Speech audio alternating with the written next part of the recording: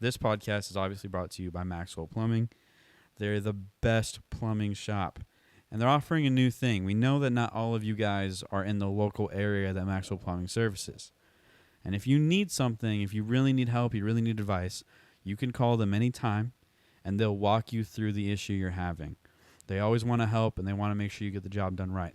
So give Maxwell Plumbing a call. Visit their websites, maxwellplumbingservices.com. Thanks to them for sponsoring. Thanks to you for listening. Hope you enjoy the podcast.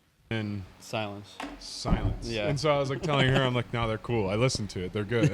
Yeah. Yeah. I'll try to like lead you in as much as possible. The thing I forgot to tell Trace is like, just like that experience you had, this isn't an interview. So if you want to say something, or if you like are like, let's talk about this. Yeah. Like just Do go not for it. Name drop. I can edit like it out. Name drop. I also have. Okay. I also have a Okay. bleep. Don't bleep it. I have a bleep as well. Oh, you have a bleep? Yeah. Oh. Well, it's not a bleep. It's me saying vodka Sprite. It's a joke of the podcast. It's an inside Okay, joke. but we can. Okay, that's So you good. can. I genuinely tell people because I want you guys to be as comfortable as possible. Okay. You can say whatever the fuck you want. Perfect. And if there's something at the end, you're like, hey, can you take that out or bleep it? Okay. I got you. Yeah. All right. Yeah. Just blast it. I like that. Absolutely. Big Mac, are you happy with things?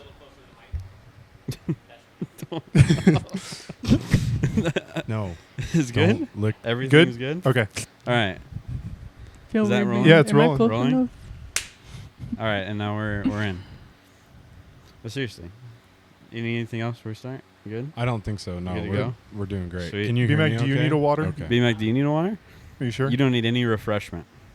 You Okay. are Actually, a lizard. you don't get a water. You You, don't get a drink the water. bottle and That's you true. throw it at me in That the is middle true. of the podcast. Have you guys seen that clip? No. No. It's he on straight up- Instagram Can we on the page. get rid of that? Oh, yeah. Turn the fan off. Oh yeah. I forgot about He that. straight What?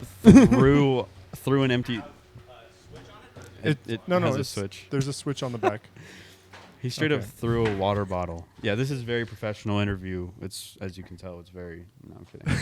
He straight up threw a water bottle at Hayden's head, like mid In the middle of the podcast. It's a great clip. It's a great clip, I guess. I don't know. We'll get that out before we start. We're live. We're going. Oh Yeah, shit. we're already going. Bleep that out. Well, welcome to the podcast. Hey. We're really glad to have you.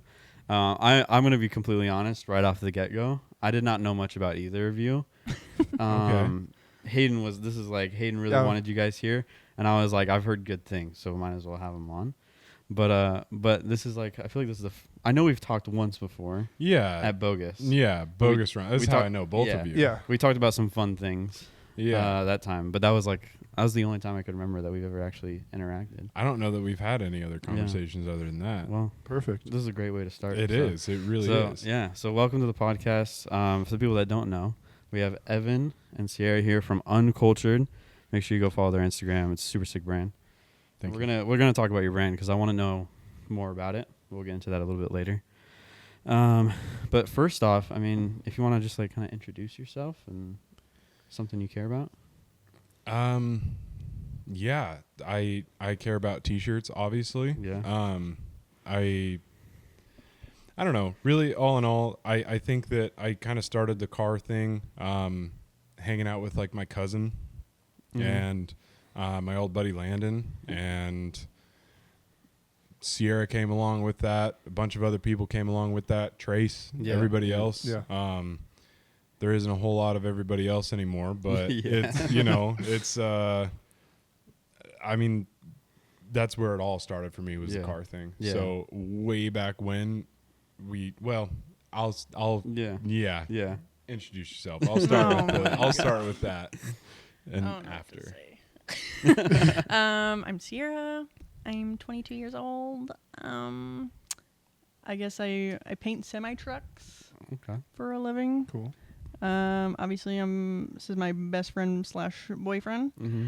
Oh, yeah, that's my girlfriend. yeah, I forget. Yeah. Yeah. Everybody knows that already. Yeah, I don't know. I'm very Yeah. straightforward. Yeah, no, that's perfectly fine with us. So, have you lived here your entire life? Yeah. Yeah. I was born on the East Coast, but yes, Yeah. I've lived here my entire life. Gotcha. So you kind of you grew up around here. Were you like always into the car thing, or was it recent? No, not at all actually. So what I did growing up was play football, Yeah. ride dirt bikes, Hell yeah. and swim. My That, man. that was about it. I had like the most badass Yeah. growing up ever. This is I could not. Exactly my childhood. Yeah, I couldn't ask for anything more than that. Yeah. And then driving RC cars. That Okay. that was Yeah, my dude. that was my big claim to fame for about 12 years. Really? I actually traveled and drove Oh. RC cars. Oh, shit. So you were really on into a professional Yeah. level, No, as you- much as you can say that without people laughing. You don't at have it. to air quote it because I've been around the world enough to know. Yeah. I got to a professional level of RC drifting. Okay. I was really into that. So Yeah. I know what the professional means when it comes to RCs. Yeah. It's funny. It's an interesting thing, like Yeah. I remember growing up being in like middle school and people would ask you like, oh, what are your hobbies? Oh, I'm a Yeah. professional RC car driver. And everybody would laugh, and it's like, Yeah. well, I'm sponsored. Like Yeah. I do this shit for free almost. Yeah. Like, like it's what I do. But no, it was that. And then all of a sudden, the car thing popped up. Yeah. So my cousin Ethan bought a 2006 Hawkeye. Okay. Yeah.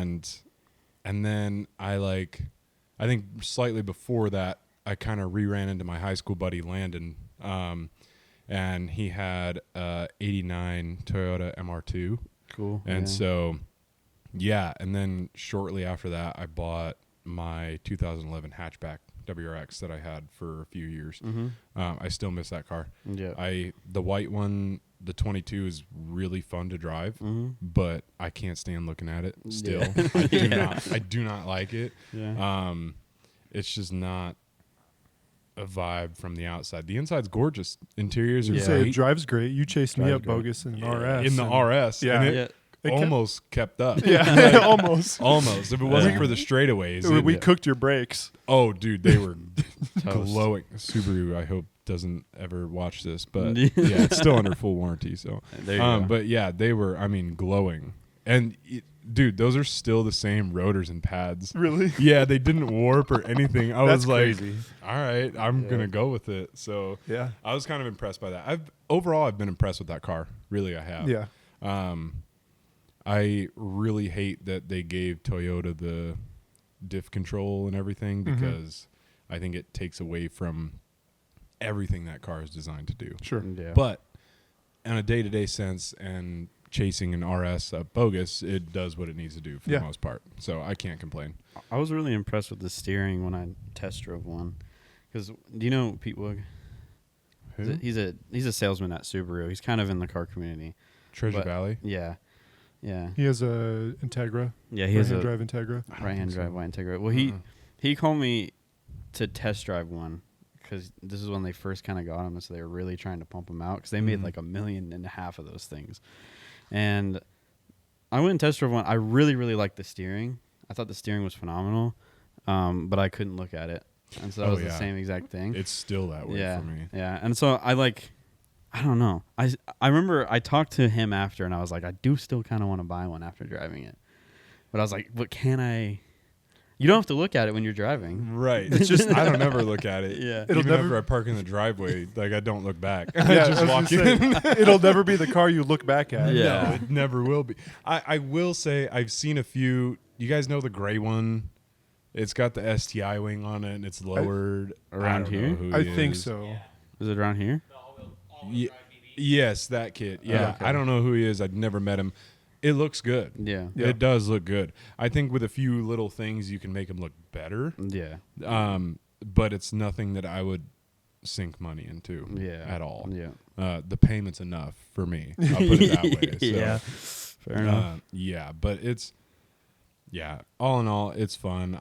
I don't regret the purchase. Yeah. Other than now I need a pickup. Yeah. But fair other enough. than that, Fair enough. I don't regret the purchase. Yeah. That's exactly how I feel almost.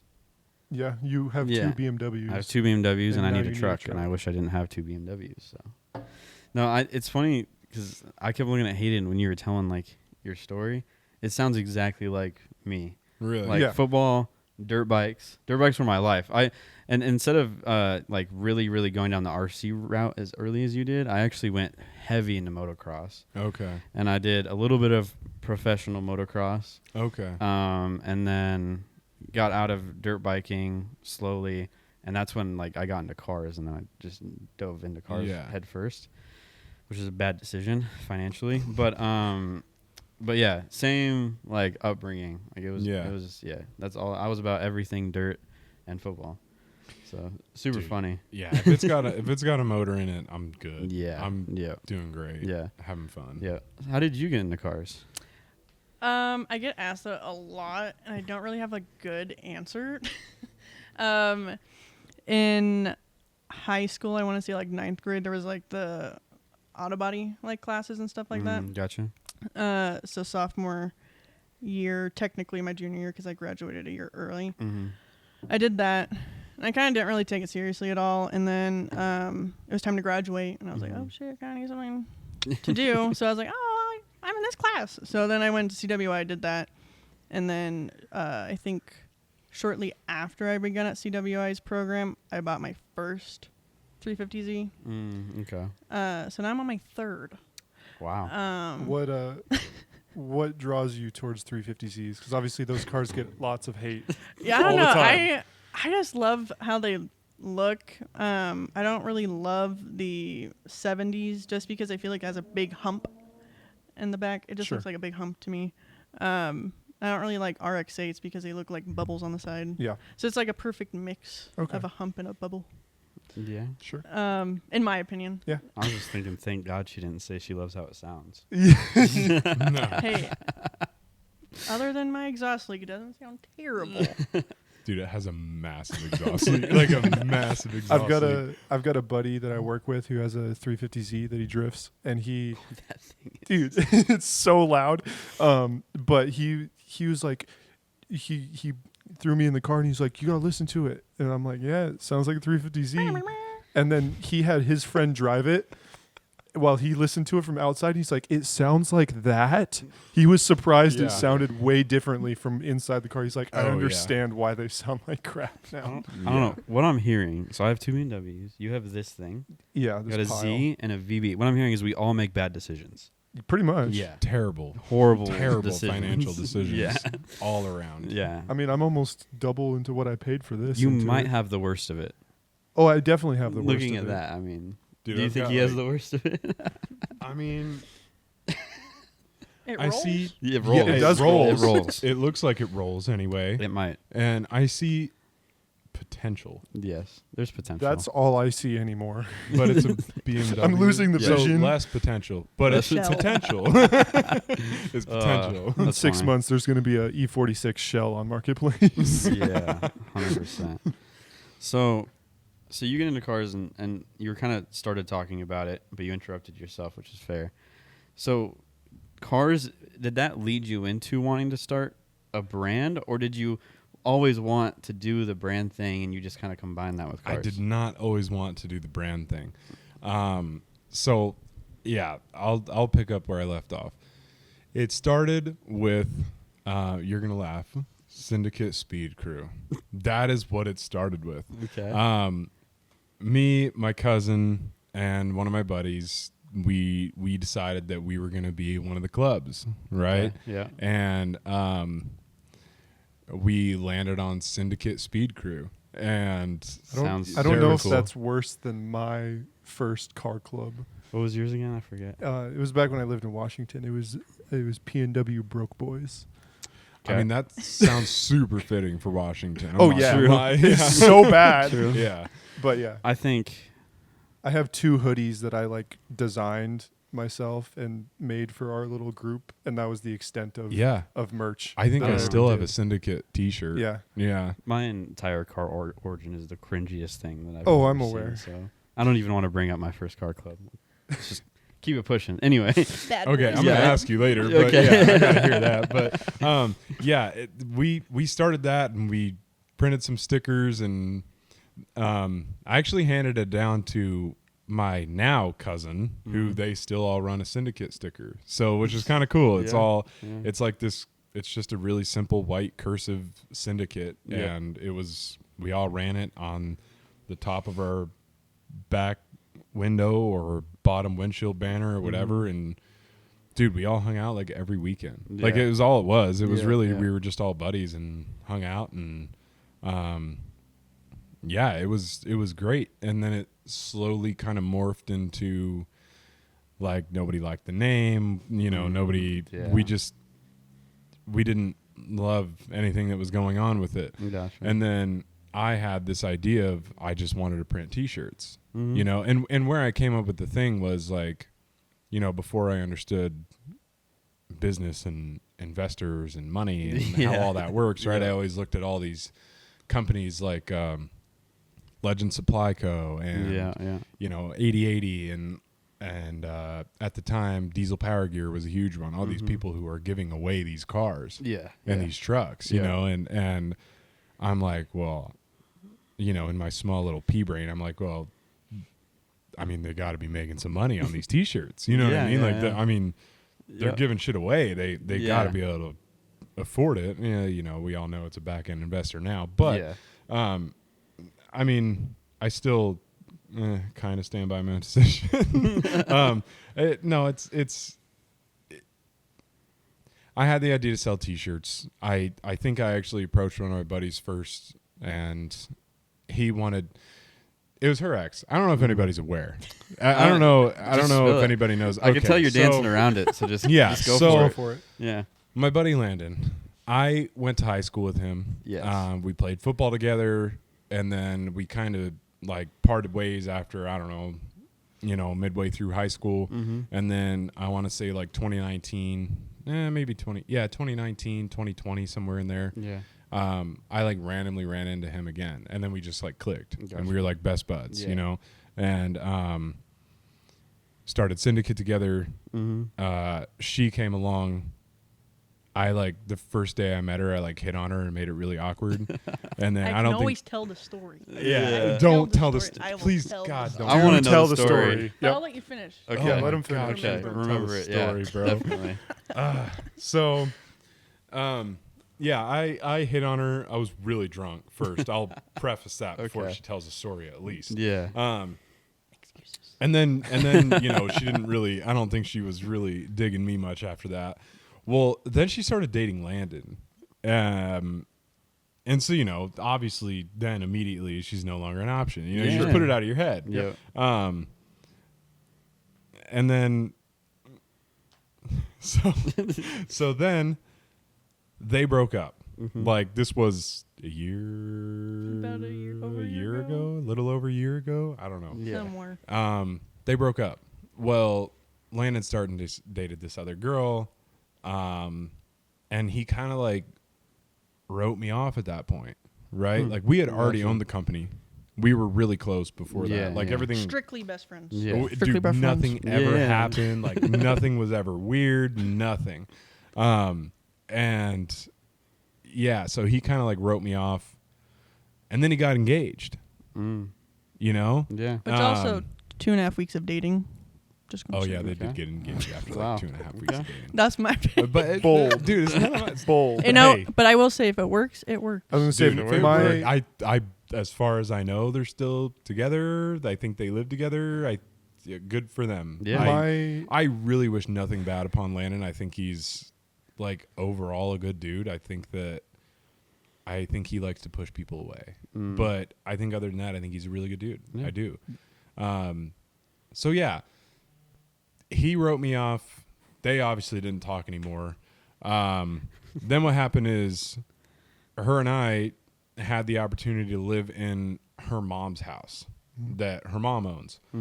And I'm like, 3-bay garage, 2-story, $650 a month. Absolutely. Sign me up. Yeah, with like one of my best friends. Absolutely. I'd be stupid not to. Well, and it made more sense for the business and everything. It was great. And then we moved in together and found out that we got along a little better than we had intended.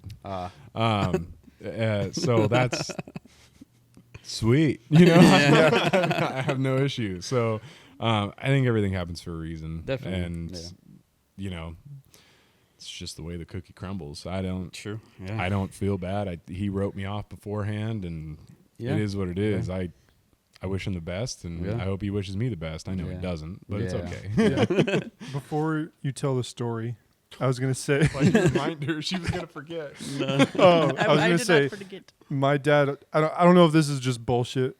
I believe my dad on a lot of stuff, but he says he bought the ring for my mom after a month of knowing her and dating her. Was he ex-Mormon? No, Surprising. both of them are non-religious. And So wait, he bought the ring after a month of knowing her? of like he met her and then they just started dating. He was stalking her and then bought the ring. No, no. When he first saw her picture, he was like, "That's the one," whether she knows it or Let not. me swap. They started dating a month after dating. He bought the ring, and I think 6 months after he engaged, and they've been together for 24 years Yeah, Yeah. I with mean, no issues. So it just I depends. think everybody on the has person. their own pace. Yeah. You know. I don't know. it's an interesting concept, like the whole get married concept. Like you know, to me, it's like a whole ass piece of paper that like the state verifies. Mm-hmm. Taxes. Taxes That's is a it. big one. That's really all. Thank Yeah. you. That's it. Right? Like Yeah. that's Yes. all it is. Like, you know, as a man, especially, all it does is entitle her to half your shit if she wants to leave you one day. Like Oh that's my all God. it really does. You know? Yeah.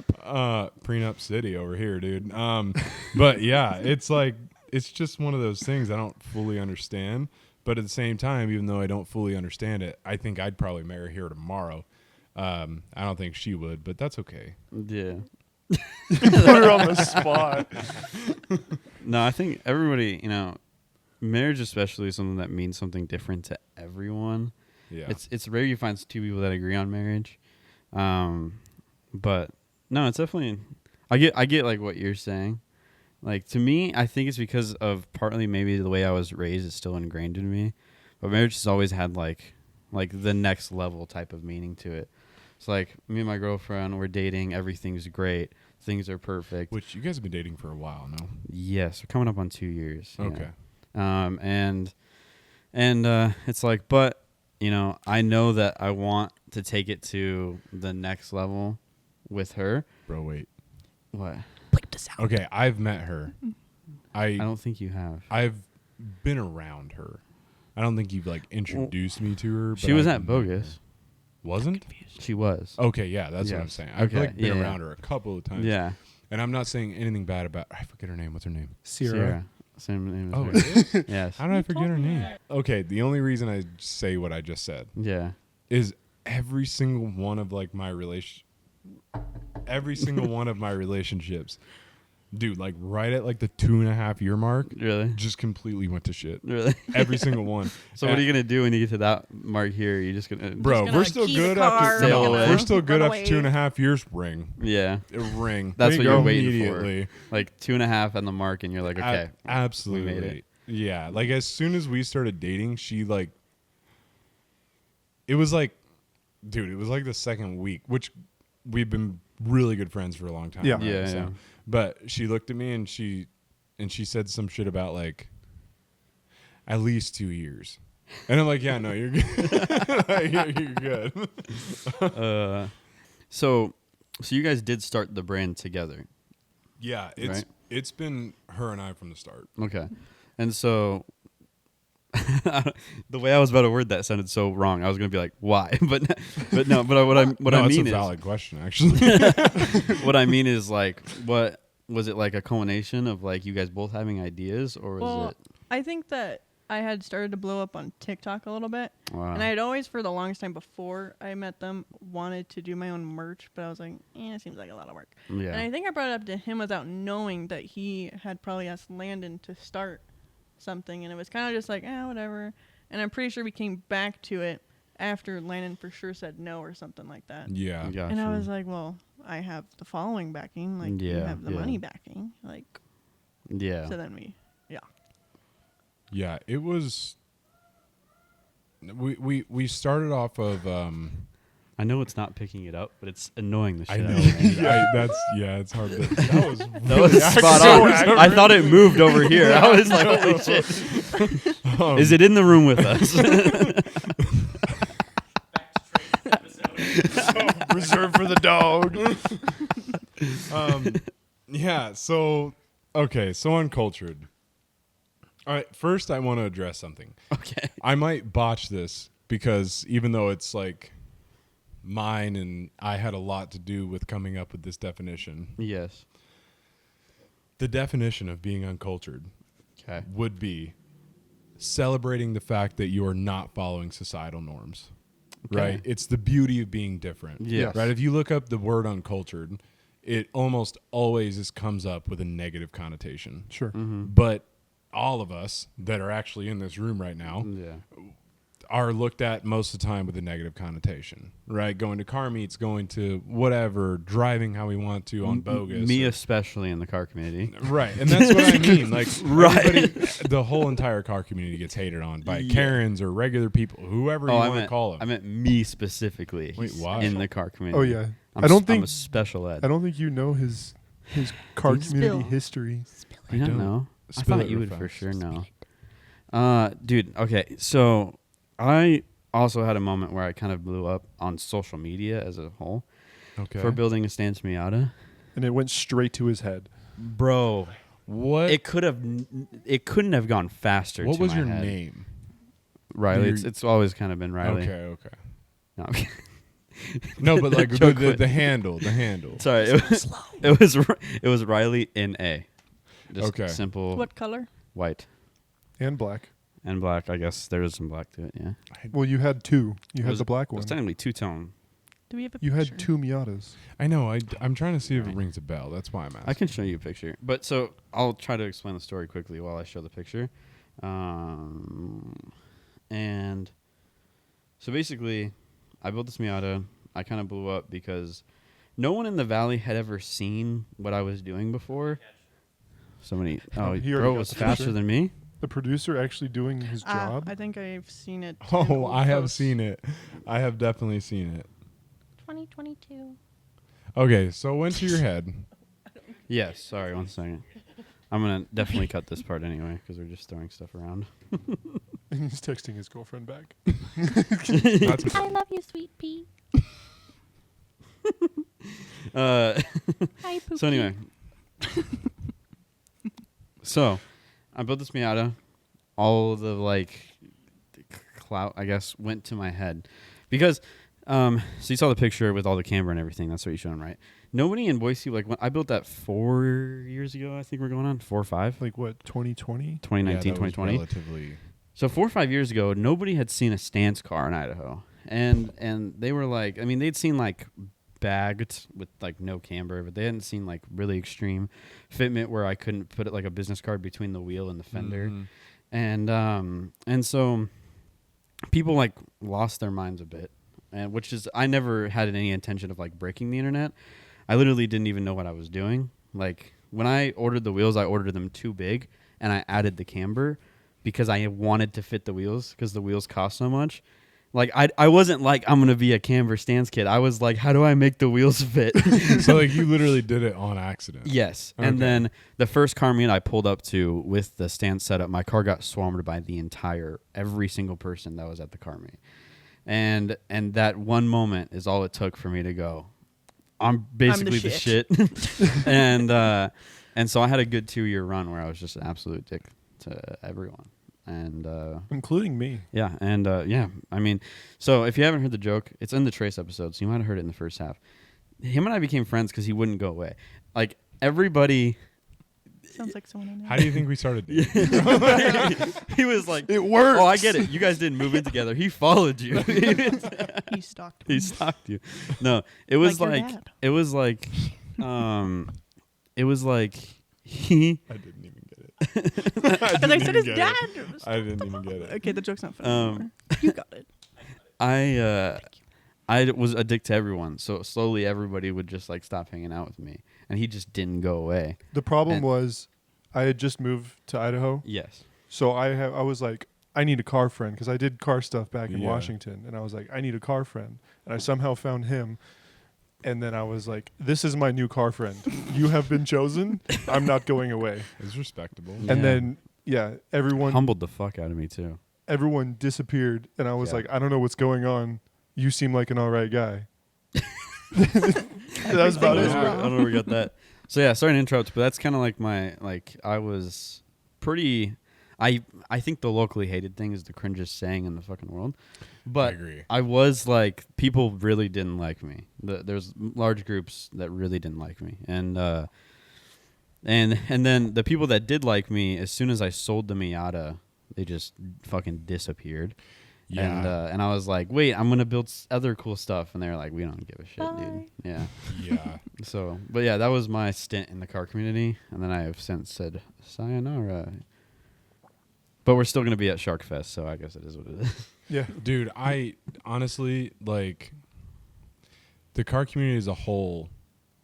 Like you'll almost never see us at like a normal meet. Yeah. Yeah. It's I think it's fun, and I had a lot of fun, but I think I also had a lot of my fun during COVID when they weren't doing normal patrols. Yeah. And, and you could get away with going and doing highway runs and everything else. And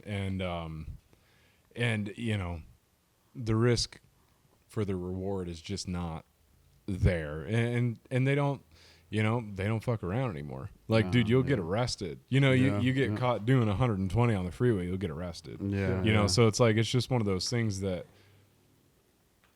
I love it, right? I love the idea of like the midnight meets and, go out towards Gowan and race and everything. I think it's awesome.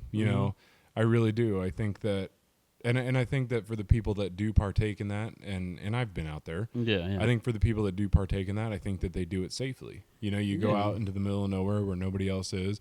It's like going and doing bogus runs at midnight. Yeah. You're not worried about the one dude on the mountain bike that's climbing the hill. You're not, we're all just out there. We go all the way to the top and that's it. There's no, you're not near houses. You're not near anything else. I think there's a right and wrong way to do it. Yeah. And where I'm going with that is, dude, the car community as a whole sucks. Facts. It's so bad. Like, I don't have any remorse saying that. I really don't. Like, it just sucks. Like, it's some of the most cringy people I've ever met, but it's also some of the most badass people I've ever met. Yeah.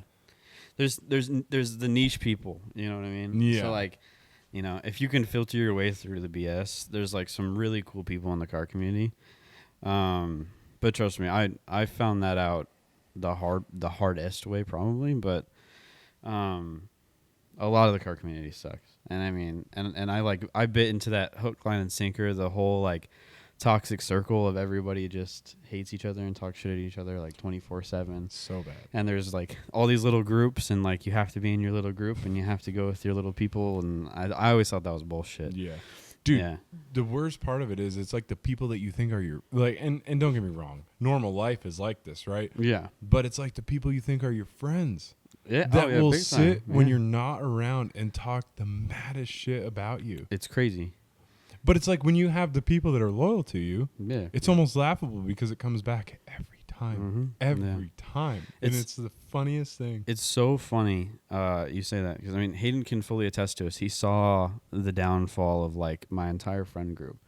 He joined right at the end. Yep. Or right at the beginning of the end. And I thought I had this tight friend group of like, we were all building like cool cars, and we were all like on Instagram too much and posting and doing content. It was like not to name drop a bunch of people, but you probably know a couple of them, like Vodka Sprite. He was like in there, like Vodka Sprite, a bunch of other people, and we had this group that I thought was like a really tight knit, sick group. But once he came around, and then we had another friend that was kind of a neutral party, I started all of a sudden hearing all the time about how they were just talking unbelievable amounts of shit about me.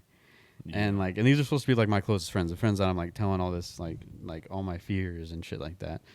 And it was mind boggling And I've never looked at the car community the same from that moment, because then I would like try to find other people to hang with, and they're like, "Oh yeah, you're super cool. Like people have said this about you." And I'm like, "Oh, who said that?" And they're like, and then they're telling me names that I'm like, I literally like, you know how many times I bought that person food, or like did this for them, or like filled their tank, and like all I'm hearing is that the whole time they were going to other groups and being like, "Dude, that guy sucks. He's an asshole." Yeah. Like, yeah, the car community is shitty. Yeah, people love to bite the hand that feeds, let me tell you. Yeah, it's like bro. their favorite thing to do. Yeah. I think I really spent is. the first 6 months, like the first 6 months I was friends with you, you would like post something or I'm like, Yes. whatever, and you're like trying to get a reaction out of people or whatnot, and I'm like, Yes. why? Yes. It literally, I just asked him why anytime he did anything for the first like 6 months. That's the whole. Because it was just him caring about what other people thought Mm-hmm. the entire time.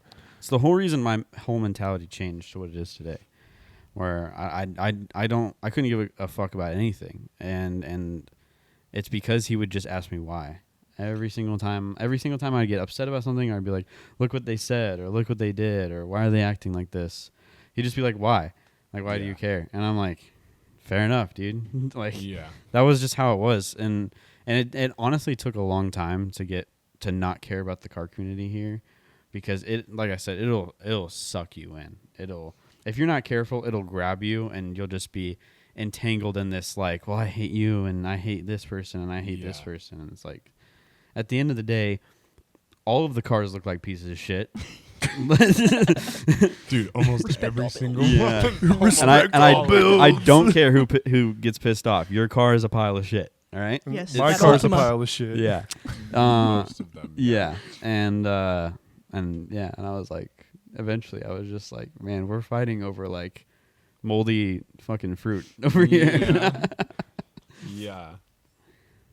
Like it was in the 1990s, bro. That's when that came out. Like, Yeah, you're chill. yeah, Like, that's how I've always kind of It felt. was a different era back then, but I don't know about Yeah. now. No. See, I would say I'm much more of, and I think you guys are too.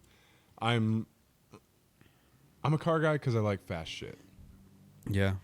I could care less what color it is, what wheels are on it, Yeah.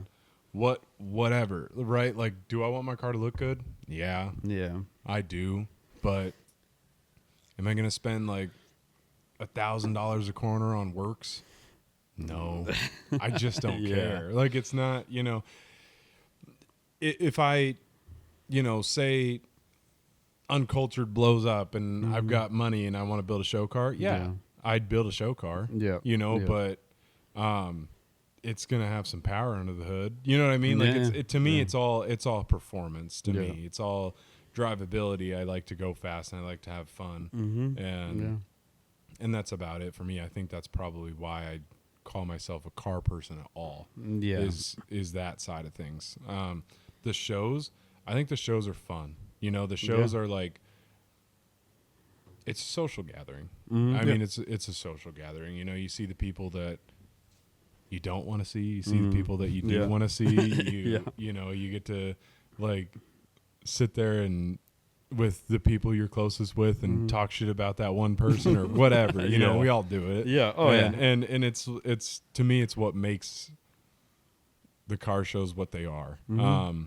And the brand was just a reason for me to be at all the big ones. Yeah. Really. Yeah. Be involved with it. Yeah. And like, do we want it to be something huge one day? Yeah. Mm-hmm. Like one day. Yeah. But it's hard. You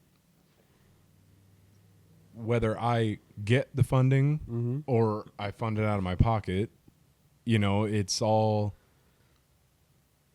dude, it's just stress piled on top of stress. Dude, building a brand, I mean, it's insane how hard getting off the ground is, and it's insane how hard turning a profit is. I tried to do a brand a while ago. I don't even remember, and we were even at the point where we were selling stuff in other countries, and I still was losing money every single drop. Yeah. Yeah, and it's like, and every single drop, I'm like, this much thousands of dollars out the hole before I sell one item. So I'm just looking at negative and negative and red and red and red, and then it's like, okay, we made this many sales, like it's kind of taken off, and then it's like, and then you watch the sales drop or you watch this drop, and you're like, shit, like I'm not gonna make any money. Then it picks back up, and it's just like a roller coaster of like ups and downs.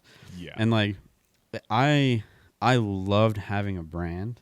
Absolutely loved it. But I don't think I ever had like the passion that you guys probably have for yours, because it was a thing where I was like, I don't want to do this for the rest of trying to build this. You know what I mean? Yeah.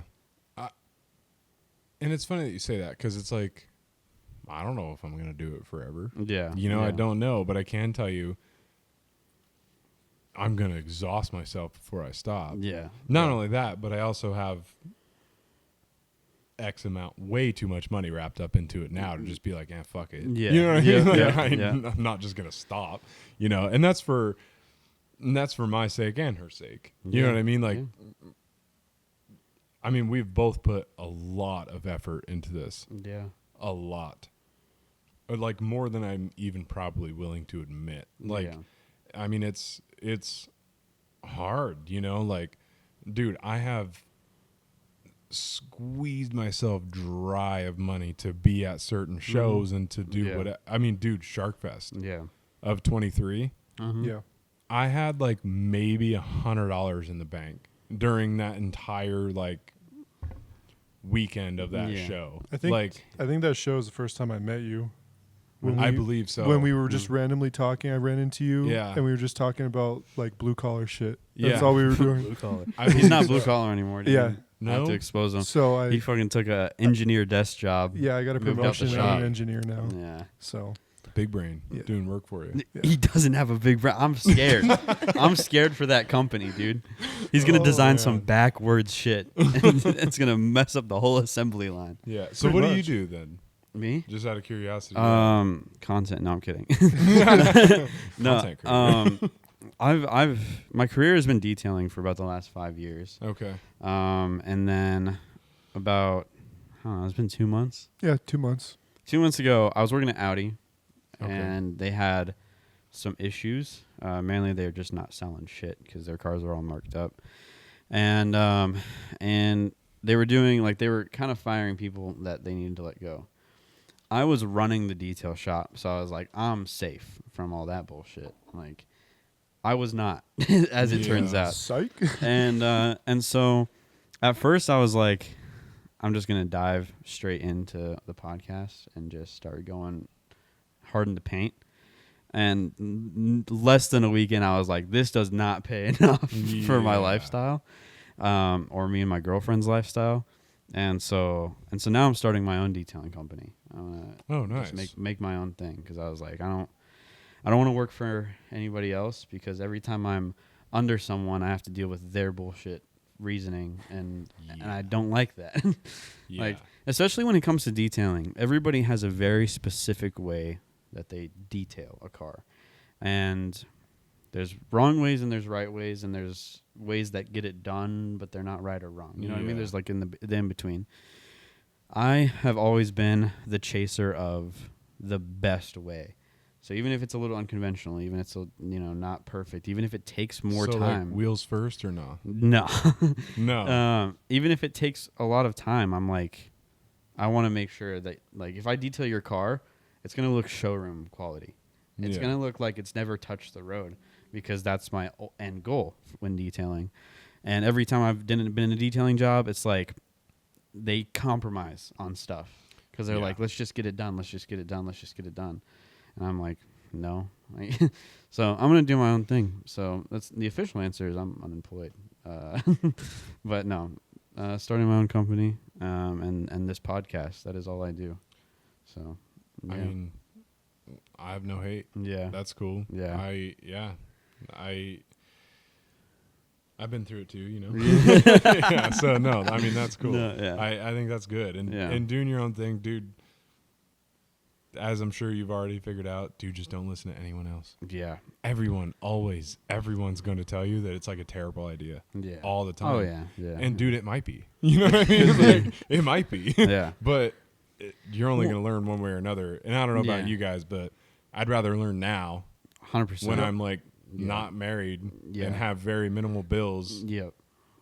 I'll learn it all now. Yeah. Yep. No, that's the thing is, taking the risk when you're young is better, no Yeah. matter what. But starting a business or a brand is a terrible idea. Like, and I mean that in the best, most positive way. It's a horrible idea. Every month you start out negative. Like on the first, you start negative in the hole, and then you sell and you do stuff and you do jobs. Like, And then at the end, you end up negative. yeah, Again. and you're like, what happened? No, but but there's something about it to me. I come from my whole family all the way up has been business owners, and my dad he started his company with $200 in a Bronco, an old '80s Bronco, and I mean, I still don't know their finances, but it gave me quite the comfortable life as a kid. Yeah. And so my thing has always been like, there's going to be ups and downs, and even more so owning a business than just being an employee and taking a paycheck. But I would rather do it. What's up, guys? I'm sorry to put a halt in the podcast, but we got a great sponsor today. And it's a sponsor that I'm sure you've heard before and you've grown to love just as much as we have. Maxwell Plumbing. It's truly the service for all your plumbing needs. And as the customer, you can always trust that they will provide integrity. Integrity is a really important thing in this day and age. And a quality service and amazing prices are also really important. So please don't try and do that plumbing job by yourself. You shouldn't be messing with that. And the professionals know how to do it so much better. So call them today and set up your appointment. The number that you need is 208-429-1996. That's 208-429-1996. Tell them Off the Path podcast sent you. They're truly the best plumbing shop, and I know that all of us around here trust them with any problem or situation. Thanks to them for sponsoring, and thanks to you for listening. Now let's get back into that podcast. I would much rather make the sacrifices and have the freedom of being a business owner and have the perks of being a business owner and also having the pride of having built something. Yeah. Than go about it any other way. You know what I mean? I would agree. Yeah. So I have a question. So we've talked about the brand and kind of got into it, but what was the first steps for you guys? So you had this idea and you knew you wanted to do. What was the first drop? Like, how did you guys come up with designs? He's trying to steal your business model for himself. I don't even. No, I'm kidding. So good off that. I know. So, okay. The first drop, I mean, if I was asked to explain it in one word, it'd be embarrassing, right? Okay. We would say the same. did What was our not- first show? It was the season opener 2020. 2021. One or two. Maybe two. Oh, it was 22. Trace's season opener of 22 was Okay. our first show. Yeah.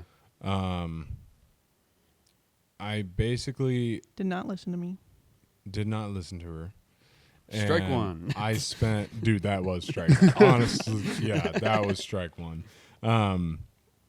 Other than her at the time, I had no help. Right, all I had was everybody telling me that it's stupid. You know what I mean? And so like, I just took what I thought I wanted to do, which I still don't regret. Right, Yeah. but like what I thought I wanted to do, and asked some half-assed designer, which I won't drop a name, to draw it up and get it on a T-shirt, and that's what I did. I think that was like a few of the designs were from the half-assed designer that did not a good job at all. The one other one, the Oni knife. I thought you were talking about the GTR. No, that one's good too. That's what I was thinking of. I was talking about Oh. the front symbol though, Oh, and then the one back. But the one, the half devil. yeah, that one was by Jessie. Okay. Jessie Okay. Thomas. She does good work. She's a little out of my budget lately, but she does a good job. And like even the whole last drop was still like all of her for the most part. We had some tweaking done here and there, but yeah, I mean, dude, it was bad. Yeah. Right? Like overall it was bad. And we did it with an unbranded tent. You know, I think it was just like a blue tent. It was a white tent. White tent. And thank you for that correction. And yeah, I mean, I think did we sell anything? I don't even know. I think that one wasn't. I had to do all the sales while everyone else went and had fun. Well, I don't think we did that well. But No. I do know is that he would be out of town all the time. And I think, obviously, we're pretty close with, as everyone, Chris. So I was like, yo, let me sell some stuff out of me. So then I brought all of our shirts and put it on the hood of my car oh yeah. and sold a bunch of crap. Yeah. I think we actually sold a lot. I think the first one was like the Eagle Road discount tire. Is that what it is? Gotcha. Oh, yeah. Yeah. I wasn't there. And I think but that yeah. one was like, I want to say a couple hundred. Yeah. Damn. Just in the parking lot. Yeah. Did better than that at the season opener. Didn't do as hot as that one. So Yeah. Yeah. I mean, dude, it's all shot in the dark, you know, like Yeah. every single time you go to a meet, especially an out of town one or even here, you really like have no idea. Like actually at the beginning of this year, when we did go to the Caldwell Cars and Coffee, we still didn't have our new drop yet. And I actually told her no. I was like, I think it's a waste of time. Like we still have the same drop. Yes. Everybody's seen it already. Everybody's Yeah. going to be there, seen it already. You know, well, I obviously did what she wanted to do, as any man would, Yeah. and we went and we sold and sent up our stuff, and well, little did we know that, you know, half of Caldwell walked through there while we were there, and we actually did decent numbers there for the opening one of the year, you know, Yeah. with the same drop. So, then we got our new drop after that, and yeah, right. I think right now we're at about a drop a year of new merch. I think that 23 we did the Driftsy and the Psycho Life and all that stuff. Yeah. Okay. Yeah. But dude, it's such a hit or miss. You know, Yeah. like yeah. we go to Scrape Fest and we've done very consistent numbers at Scrape Fest. It's been almost the same both years that we've gone. Yeah. Last year we kind of threw a Hail Mary and went to, what was that one called? Down to Earth. I guess they're out of Colorado. Okay. And dude, they did not get a turnout in Utah. Really? Nope. Damn. I think they told us like 800 people around there. Yeah, I think they said like 8 to 2,000 or something like that. There might have been 400 people there. Maybe. Wow. I think we Damn. made like $100. Well, let me rephrase that. We didn't Maybe make less. anything. Yeah. No. It I was a think mini we vacation sold, at that point. Yeah, I think we sold like $350. No, I'm saying that we sold literally like $100. It was more than that, but it I wasn't can pull up much the more than numbers and that. square. Yeah, I know. I'm sure you could.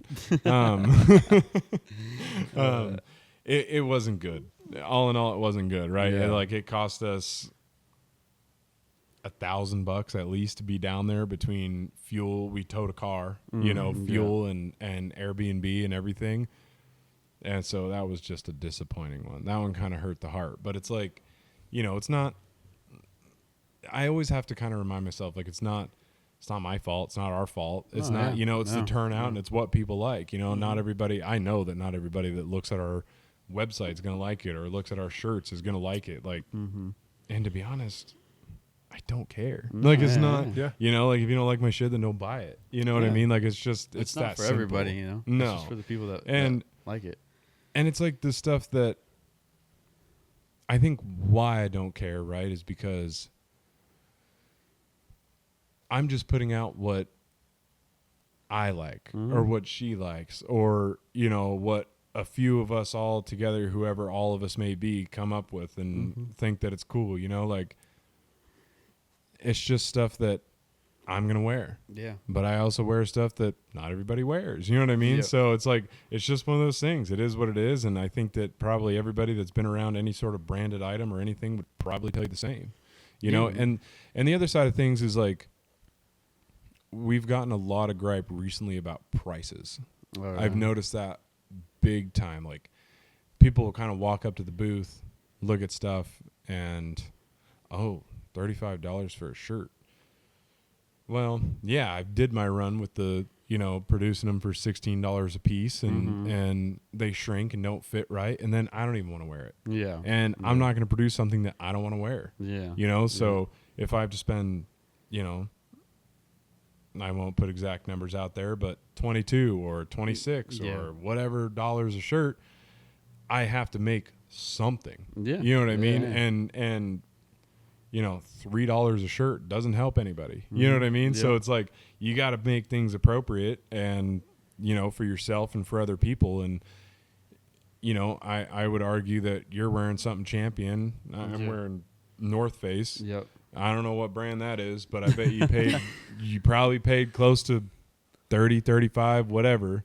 He's like $5. He didn't, but thrift. I was going to That say, doesn't count though. No? I genuinely think this is all brother. Okay, well that doesn't. Ew. Okay, see, You got it from Goodwill. see, either way, right? From Shein, it was at least half of that. Yeah. I don't know how much Shein is. I have no idea. Yeah, Shein's but bad. No, I get what you're saying. Like, Yeah. Champion shirts can get up to like $60 for like the same shit. Exactly. I mean, no, it's the thing. I mean, you run into it with everything. Same with like detail products.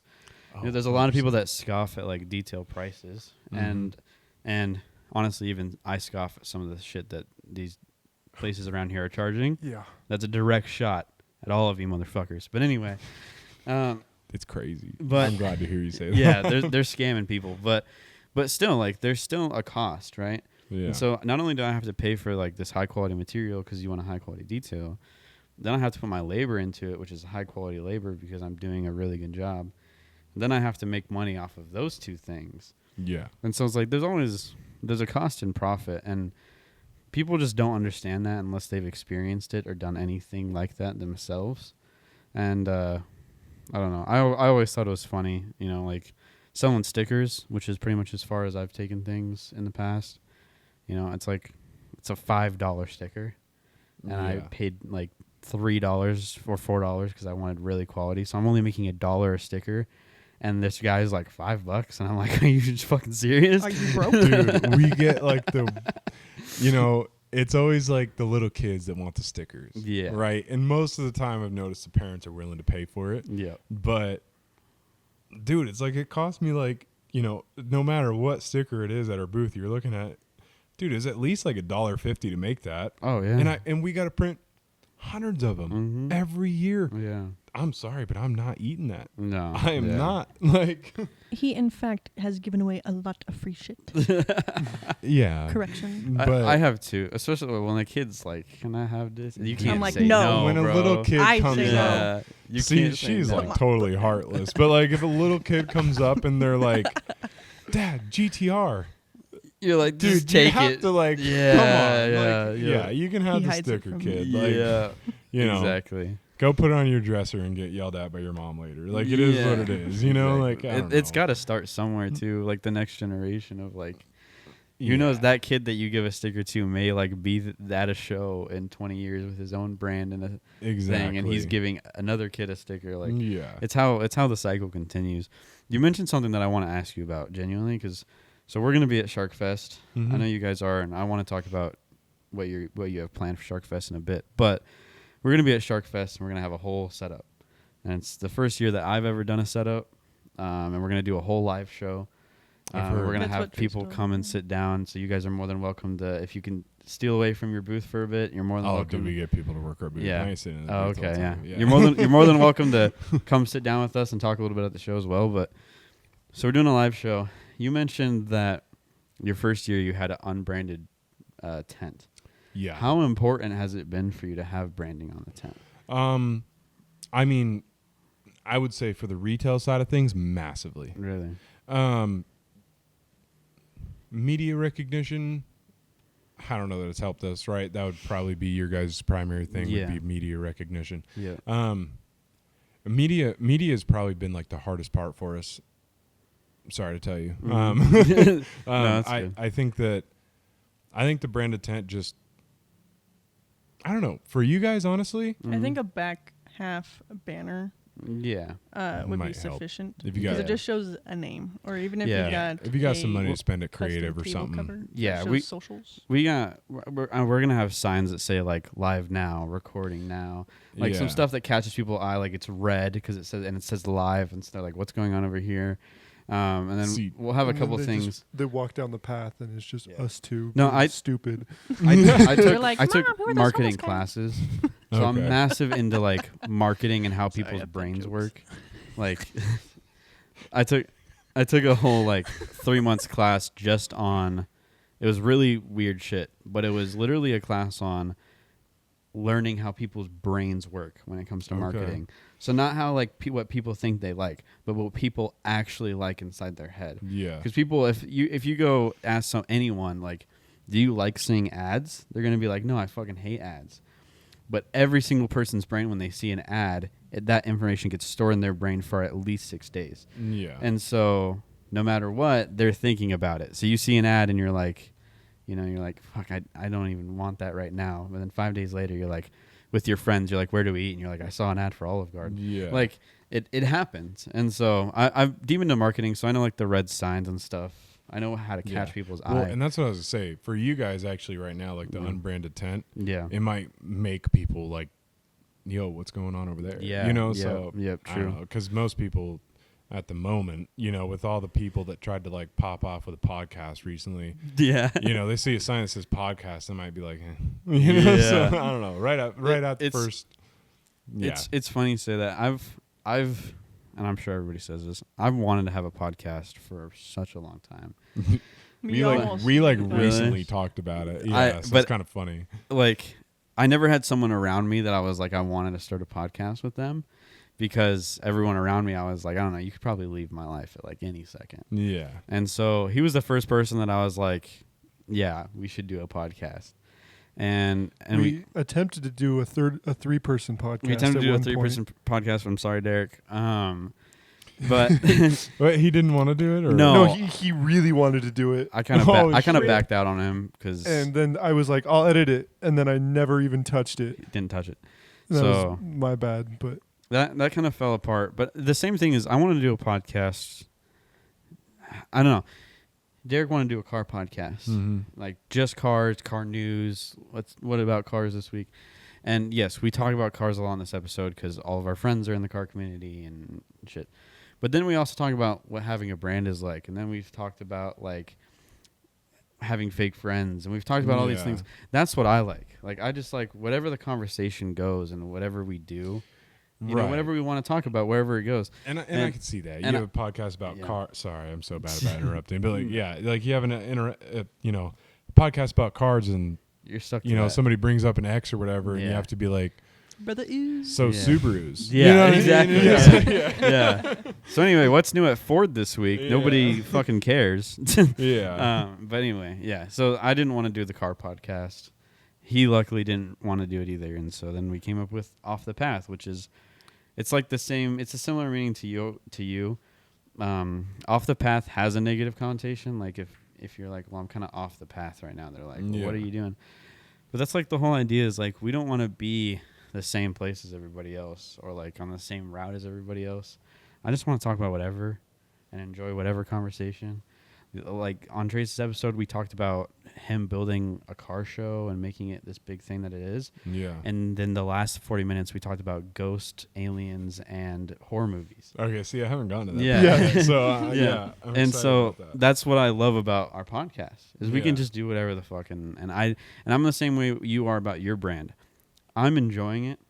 So I could really care less if someone listens and they're like, well, this isn't really my cup of tea. Yeah. Go listen to a podcast that is. Yeah. This is our podcast, and we have fun around here, and we joke around, and we talk Yeah. about whatever. So I'm the same way. You had talked about like your guys' first drop. You're like, it was terrible. Or Our whatever. first episode Dude, sucks. If you listen to our first episode, we had one microphone Hey, I listened to that one. and Don't. Oh, you did? Don't listen to the I first already one. listened to the whole thing, I think. Damn and it. we shared it, and we were in my living room. You're like, that's the one. And we were like, after the end of it, we were like, that was so much fun to just talk about whatever. Yeah. And just like our daily interaction, just put it out there. And then we listened back to it and we're like, so we need to buy equipment. The Yeah. funniest thing to me is, and we're blessed, more him than me as far as the investment on this stuff, but we're blessed to have money where we were like, between the first and second episode, we listened back to the first episode, we said, that's not it, we want to keep doing this, and then this happened. Like, Yeah. we didn't Yeah. waste time of like, let's try to keep tweaking it. We were like, let's just get the shit that we need and go. Yeah. And but yeah, I don't know. There was something I was gonna talk about brands and shit of that nature, but I've totally spaced out. Nice. Cool. Do we want to take a quick break? Are you wanting a break? Yeah. Okay. Is there a pisser here? Yes. somewhere? Hot tea. Oh, perfect. Cut. Painted those. Yeah. Oh, you guys got them We through got Rush? your warranty jobs probably. Gotcha. Yep. Done a lot of those. Are we going? Are we Sick. recording? Oh, Yeah, we're going. cool. you press Cold camera? opens are on here. Okay. Nice. Thank you. Because I wasn't gonna remember to do that. We're back, and we're better than ever. Goodbye. No. No. And done. So, I have a confession. Since we went away, Yep. I've had another brewski. Yep. Things are tumbling around. Yep. So we were talking about your brand and everything before. I started another. Yeah, we're talking about your brand and everything before.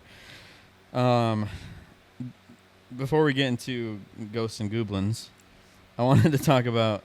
Can you guys tell us your plans for this upcoming show? Holy shit! Can you Shut the remember to fan turn off off. the fucking Oh, fan? the fan. Yeah. Yes. I'm Yeah. so We glad can this talk is about the upcoming. Trace episode. I felt with Trace I had to be super professional. Like he's like I've known him for a long time, but like he carries a really professional Dude. aura.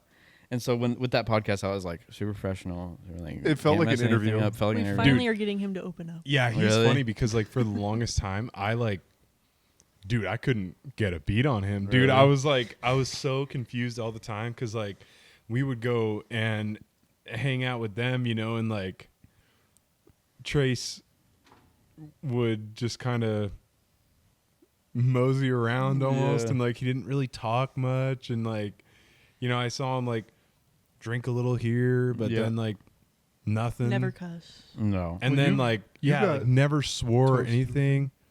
Yes, once. Yeah, he got pretty toasted with Trace once. Been toasted with Trace. Okay, that so could I be was an episode. just gonna say, then like one of the last times like we went and hung out, dude, he was like kind of pounding him back and like and then everybody goes down and partakes in like the Yeah. Mary Jane and like, dude, it was like all of a sudden Trace was like out of his shell and like. I would love Dude, to like he's such see a that again. badass dude. Yeah. You just have to like give him some time. Like Yeah.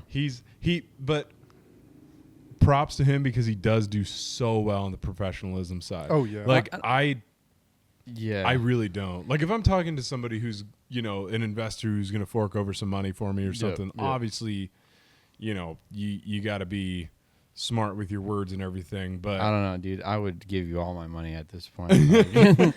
but yeah, it's like you know what I mean? I Like, it's- know. I fully get what yeah, you're it's like I can clean myself up when I need to, my language Yeah. or whatever, but for the most part I just don't care. Yeah, and like fully props to him on he was on a podcast, so it wasn't like a hangout. He's still got like people that like him are gonna watch, and they're gonna see that. So he's got to keep his level of professionalism. And So that's it's like, but like, and so I have nothing against that. I'm not bad talking his professionalism at all. Oh, not at all. I'm strictly talking about how horrible I am at being professional. yeah. Like, especially on this podcast, it's the goofy like we don't care podcast. Well, And I'm sitting there like making a joke, and Trace deadpans me, and I'm like, Dude, that bombed. All right, I let's- struggle. Let's keep it moving. I struggle with him all the time. I've asked her before. I'm like, dude, I get him. I mean, I feel like him and I are very analytical, so that's why. Yeah. You know, when he's like, I don't know what he's thinking, I'm like, he's just being. Which, Trey. wow, now that you say it, makes so much sense because I never know what you're thinking either. Because me and Trace. Oh, that's great. You're a bitch. I don't know. Me and him get along great when we talk like business, you know. So it's been pretty easy for me. Yeah. But yeah, he was always very reserved.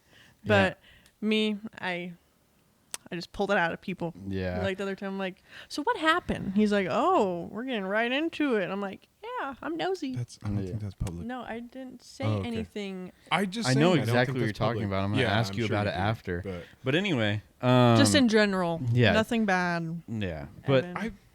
so anyway. This is getting cut. Yeah. So anyway. This is on the Patreon. So anyway, 2024 Shark Fest, right? What are your plans? Like, I know you guys are, for the first time, I believe, you're a VIP sponsor, correct? We are the title sponsor. The title sponsor. Okay. So last year we co-hosted. Yes. In a way, I mean, we did. Like we, you know, it was us, Anthony Barnes and Shout out Trace Anthony. up on Anthony. I love you, Yeah. bro. It was us on the stage banner, and it was all of us up there at the end for the awards and whatever. And dude, and that was awesome. Like that was one of the things that kind of like almost sparked me and like kept me going. Yeah, you know, if that yeah. makes sense. That was fantastic. And this year is kind of like the same. I was kind of bummed because I guess we'll, you know, I don't think I can't talk about like the inner workings of it, right? Yeah. But basically, you know, Trace puts together his ideas, he picks a venue, he does his thing. Yep. And then, you know, the sponsor deck releases. Yeah. Last year in 23, we were kind of hands in before all that. This year, not so much, right? Things changed around, and we didn't have the same venue, and so he kind of moved along without us, and like in my head, I was kind of like bummed because I wanted to have like that co-host spot again, you know. But title sponsor's great, you know. So he basically released the sponsor deck. I didn't ever see the sponsor deck. I texted him and was like, hey, you know, how's it looking this year? What do you need? What can I help you with? Yeah. And then there wasn't really like a whole direct answer. But then all of a sudden he's like, hey, why don't you guys come over and we'll talk about Shark Fest. Yeah. Yeah. Okay, cool. You know, so we go over and bring some food over, and then he's like, you know, I do still have title spot open. And I'm like, cool, sold, I'll do it. Yeah. You know, like there is no like, I mean, it is what it is. You know, it's will we do enough in sales to pay for the sponsor spot? Yeah. Probably not. Almost positively not. Yeah. But you know, at a certain point, you're also paying for the experience, though. Like, experiences are worth a ton. 100%. Like, I'm so excited for this year. I've been on like voting committees and stuff. I'm in a group chat where Trace like floats his ideas sometimes. Yeah. So I've been slightly there, I guess, but this is the first year that we're gonna be like we're one of the little logos on all the shirts. Yeah. Like our Off the Path logo is gonna be on everything because technically we're a sponsor, even though we're a booth in the show and we're doing a live show. Yeah. We still like had to pay, so we're a sponsor. So we're gonna be on everything, which I think is super sick. That's a new experience for me. I've never seen my brand on like a bunch of different stuff. Yeah. Well, and I will say, I think, if not this year, I don't want to put things out there and they may not happen, whatever. But if not this year, soon there's going to be a merch drop that is a Track Shark and Uncultured That would be collab. sick. That would be really sick. I already have the designs. Okay. We are gonna come up with a final. Okay. But it's fucking There sweet. you go. Stay tuned, everybody. Yeah, it's gonna be better stay on it. sweet. People are gonna jump all over it. I'm excited for that. That's sick. Yeah, I'm so hyped to see what this experience is gonna be like. I mean, Yeah. we know there's gonna be background noise. It's a live show. There's gonna be people walking by and talking and stuff. So like, Yeah. that's something that I've already like not cared about. But just the experience of like being somewhere live and like recording something, people like just walking up and watching. I don't know how I'm gonna handle that.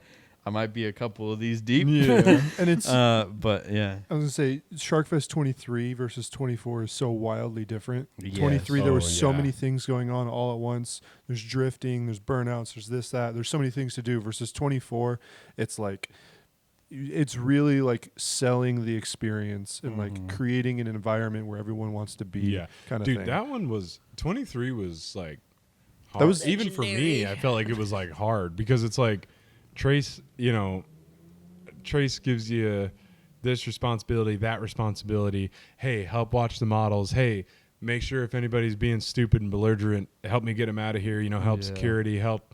And it's like it feels like you're kind of bouncing around constantly, and then because I'm like helping with all that, if I am like drinking a beer or whatever, I like sit in the tent and drink a beer because I don't want like security to see me and like, hey, Yeah. aren't you Yeah. supposed to be helping us? Like, yeah, like I'll help you Yeah. more. yeah.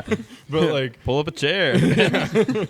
but yeah, dude, that was a crazy show. It was. Yeah. It's the one and only Sharkfest I've ever been I've to. only been to one. Oh no, Yeah. I've been Oh, there. that's right. I was just hearing that in Yeah. the Trace episode. Yep. Yeah. And so you've heard, I've been there since the beginning. The first ever jump meet before the jump show. Yeah. See, I was wasn't there. around then. Yeah. Yeah. So it's cool to see how like it's just gone up and up every year. Yeah. I'm really excited about the vibe this year though. The kind of enclosed and just, personal. I think it's more personal for sure, I think. yeah, this year seems almost more what's the word for it? Like elegant. In Yeah. a way. Yeah. You know what I mean? More than like And helicopter elite. rides. It's Sharkfest it's Elite. elite. Yep. Yep. Yeah. Yeah, that's a yeah. He did Sharkfest good Elite with it. 2024. Buy your Be there. tickets. Sharkfest car show. The Or folk. B Square. Yeah. True. It's Buy it's gonna Uncultured be merch. cool. I'm excited. Yes. And I hope buy our stuff, please. Buy the Thank they're- you so they much. have the It's- sickest stuff. They're so good. Like I really love your guys' designs. Genuinely. Thank you. Yeah. I really Yeah. really appreciate that. I don't think there's anything cooler like at any of the shows that I've been to. I haven't seen anything cooler than Uncultured. I So, appreciate that. I think you guys have it on lock, and I think it's really sick. And I'm really excited to see where you take it on and on. So Yeah. maybe we'll have if we're still doing this and we've had any level of success, and you guys remember us when you're super successful.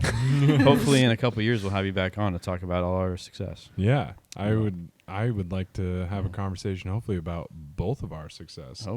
Always, We'll see. Yeah, We might still be getting like 2 views, and it's my mom and my dad. But hey, no, I'm kidding. shout out, mom and dad. Shout out, mom and dad. Apologize for the F words. Apologize for the We got F-bombs. slapped on the dad episode. I did get slapped. Yeah. We had my dad on. I don't know if you I didn't. saw that. on the I list. saw it on the list. It's a but- good one. So cool, dude. Yeah. It was actually really sick. But it Yeah. starts it off with Starts off slapping by us. slapping the shit out of me. Anyway, is there anything else that you want to talk about as far as the brand and everything? There's something I want to mention. Okay. Even if it's mom and dad, Okay.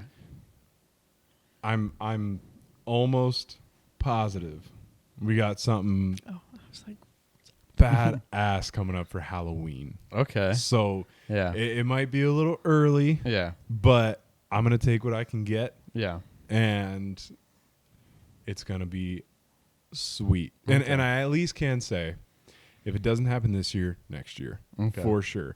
But get excited for Halloween because it's gonna be. It will be. I'm gonna go as far as to say Don't it will name be drop. anything. It will not be like anything that has happened around cars and Halloween before. Is this Trace has teased a similar thing? Is this like, are you possibly This working is together? with, yeah. Okay. Yeah. Yeah. Okay. Yeah. He's. I've in been getting this some too. hints across. I'm super hyped to see what it is. Yeah. Yeah. Okay. Definitely. Yeah. Yeah. I'm I do hyped want for to that. make sure you know that I was joking about just my mom and dad. We get more than 2. I know. Okay. I know. I just thought it was funny. His grandma, his, His aunt, mom. Yeah. I mean, we have his mom. My cousin. Yeah. Me like 7 times when Yeah, I keep I- refreshing ex, it. you know. I watched one. Our ex is stalking us. Yeah. We got all kinds of viewers. Anyway. So, I want to move into a fully different topic than we've discussed at all, Okay. because we were talking a little bit off pod, and I've now learned that you also fuck with ghosts. Oh, dude, so much. So tell me about it. I want to know how deep into this you are before I spaz. Okay. I mean, dude, like, what do you want to talk? I mean, who He likes has, Sam and Colby. I He love loves Sam and Sam and Colby. Colby. Like, dude, Zach Bagans. Have you been to Vegas? Have you been to Zach Bagans' Haunted Museum? This is the saddest Or thing, Haunted Mansion. saddest part about my life. Maybe not the saddest part, but I've been to Vegas so many times, and I've skipped the museum every Oh, time, and I dude. regret He's this scared. so much. I'm not He's scared. a scaredy cat. He I'm doesn't not want to look the scared. dolls Okay. in the eyes. I'm not scared. I just keep forgetting about it. I genuinely. So, but you've seen the Sam and Colby episode? yes. Okay. All right. So I've been there So sick. 3 times 3 times. because he changes it around. Yeah. Yes, I've gone there 3 times. It is everything that you would ever hope and dream. Mm-hmm. I also one time, dude, hold on. Okay. Story time All right. still is in the same Yeah. category. I was in Vegas Okay. and me and my buddy went to No good story ever starts off like that. I'm pretty sure Okay, there's no, this literally is a phrase. this No. is a good story actually. No, do you get what I'm saying? Like, no, Yes.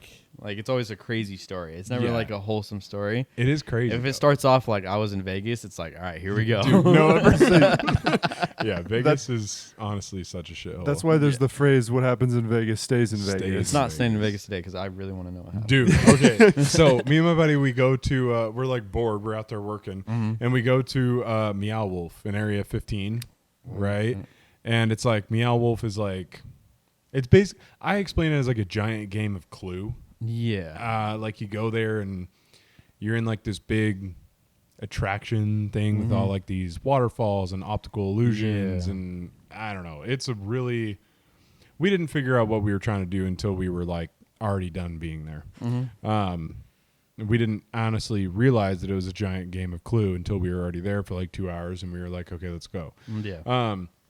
But anyway, we go down into like the, I don't know if it's Area 15 at that point. I don't know. It's confusing. Yeah, If you've yeah. ever been there, you'll understand.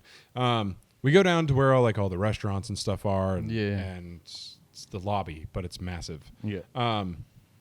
Well, there's like this chick there, and she's doing like palm readings, right? And it's like Ooh. $20 for a palm reading. Okay. And I'm like, okay, yeah, like let's get our palm read, right?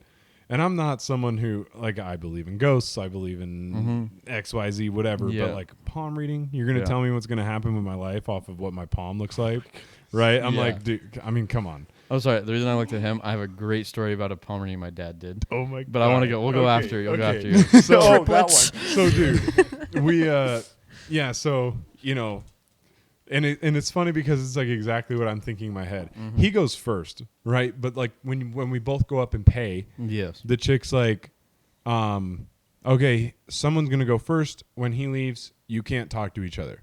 You need to come right back over here. You also can't be in earshot, right? Like go over there, especially if you guys are buddies, whatever, right? Gotcha. So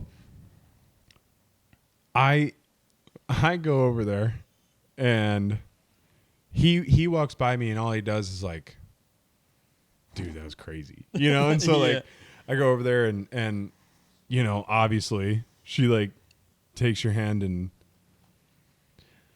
what do you do for work? You work construction. Well, duh. You're right. You know, like, okay, yeah. Yeah. You know, she starts off really slow with like the basic shit. And, you know, it was like a few months prior, I had broken up with the ex, Tori, and I like to name drop her. I don't know if you know. Yeah. No, But anyway, sorry. No, That's you're all right. okay. But so, you know, she's like, you just got out of a relationship. I'm like, yeah, I did relatively recently. She's like, you're happier. And I'm like, yeah, you know, like, dude. Yeah. And that was when it started to be like, how'd you know that? You know what I mean? Like, how did you know that? Yeah. And so, well, then it got really weird, right? This was like probably February of 23. Mm-hmm. And were you guys dating then? Yes.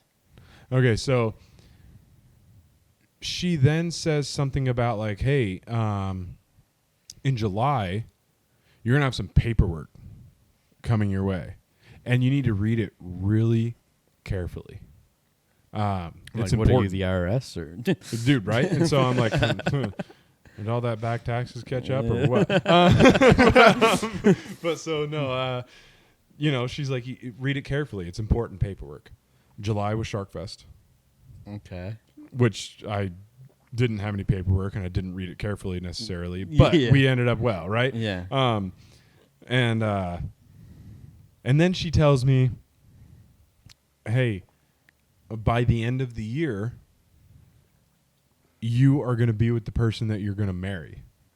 And I'm like, what the fuck?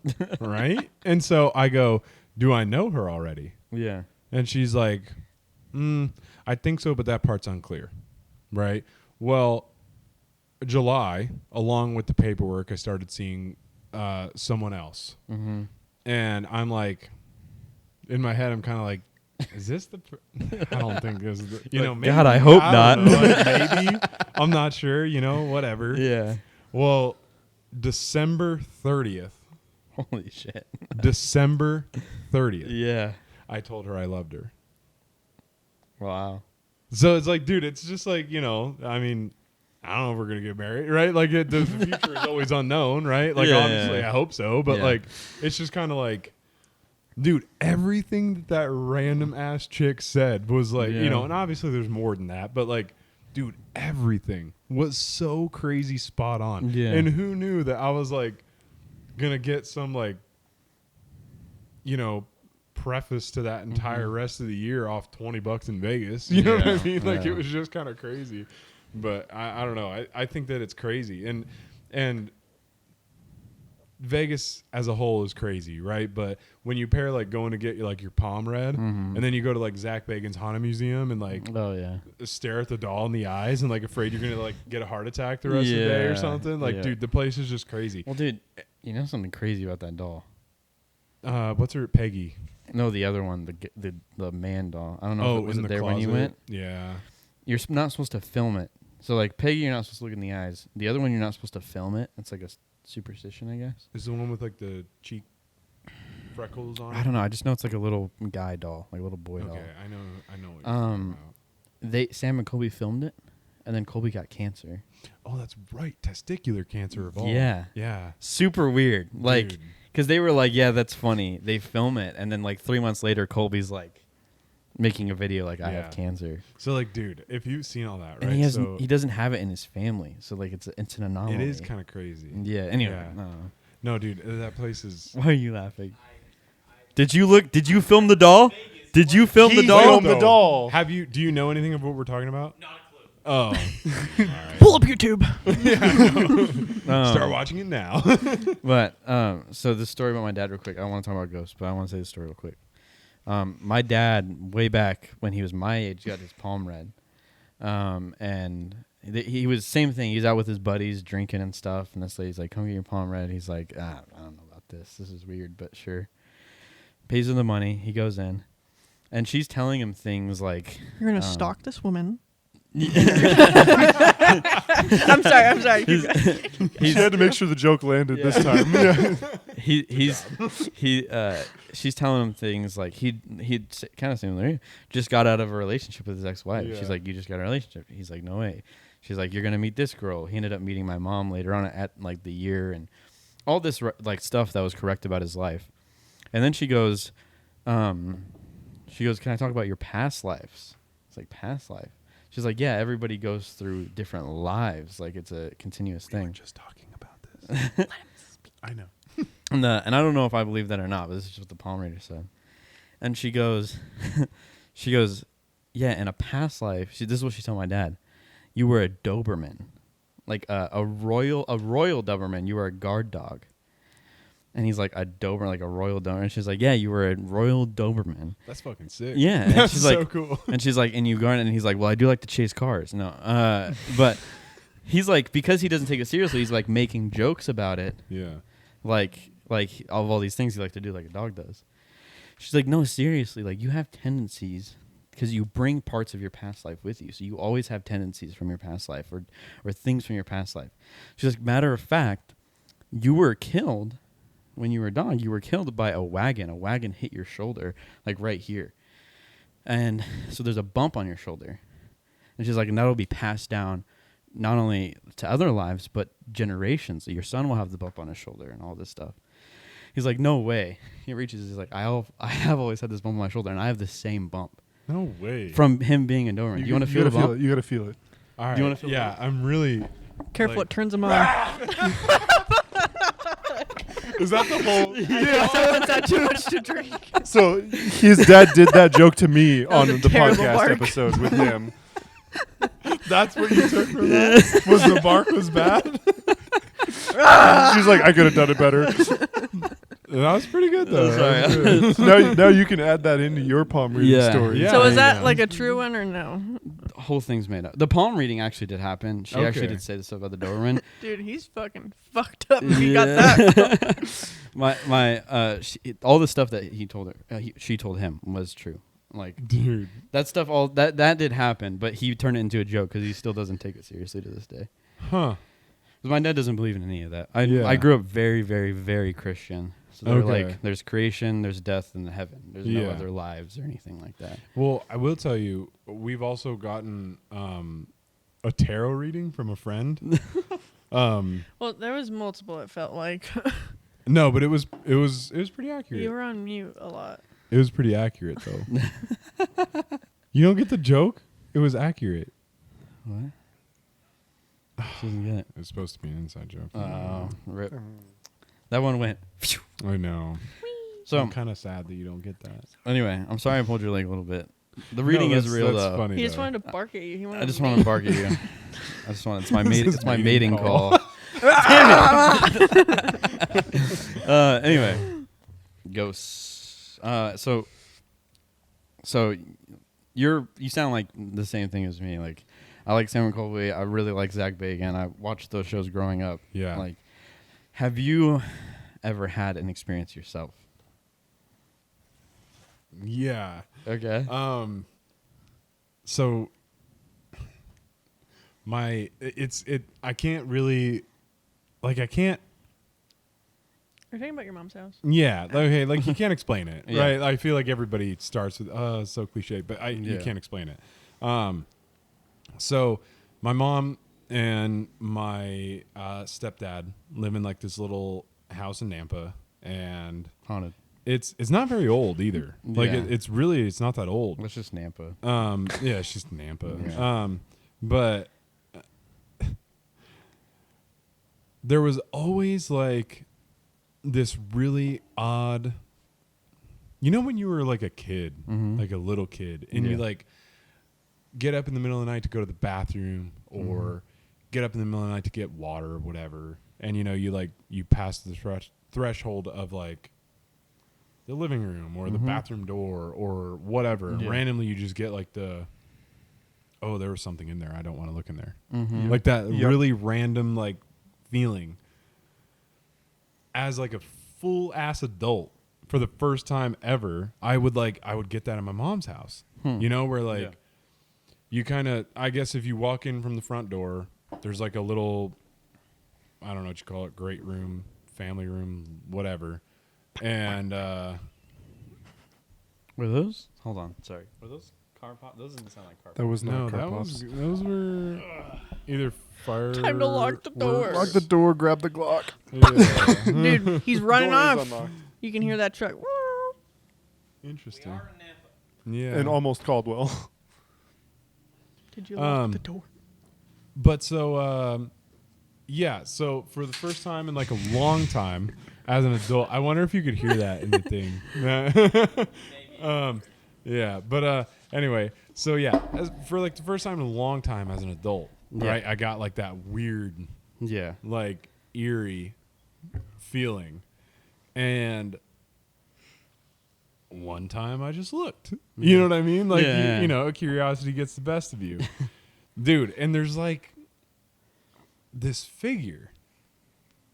It doesn't look like a person. It doesn't look like an animal. It's just like a blotch. Yeah. You know what I mean? But like, dude, you feel it. And it's like one of those things where it's like, that's not right. Yeah. You know? Yeah. And I finally, like, one day I kind of like, hey, Mom, you ever like see this, like, and she's like, the figure in the living room? And I'm like, no. I'm like, Yeah. That's why I "Nuh-uh." never go over there at night. Yeah. And Jeez. dude, and so we both like explained it as the same thing. It's just like this figure that like exists. Don't know what it is. Don't like never had any issues. It just is weird. Bro. Dude, yeah, it's just weird. And it stays Like, in the living room. It doesn't go anywhere I mean, else? The office. I had yeah. So my mom works from home, Mhm. and my bedroom. So if you walk in the front door, right to the right, there's like an archway, and there's a bathroom, Mhm. a bedroom. You know, to the left and right in the archway for people who are listening. Yeah. And then you keep going, the kitchen, Yeah. and then keep going a little further, and there's like a big living room. Yeah.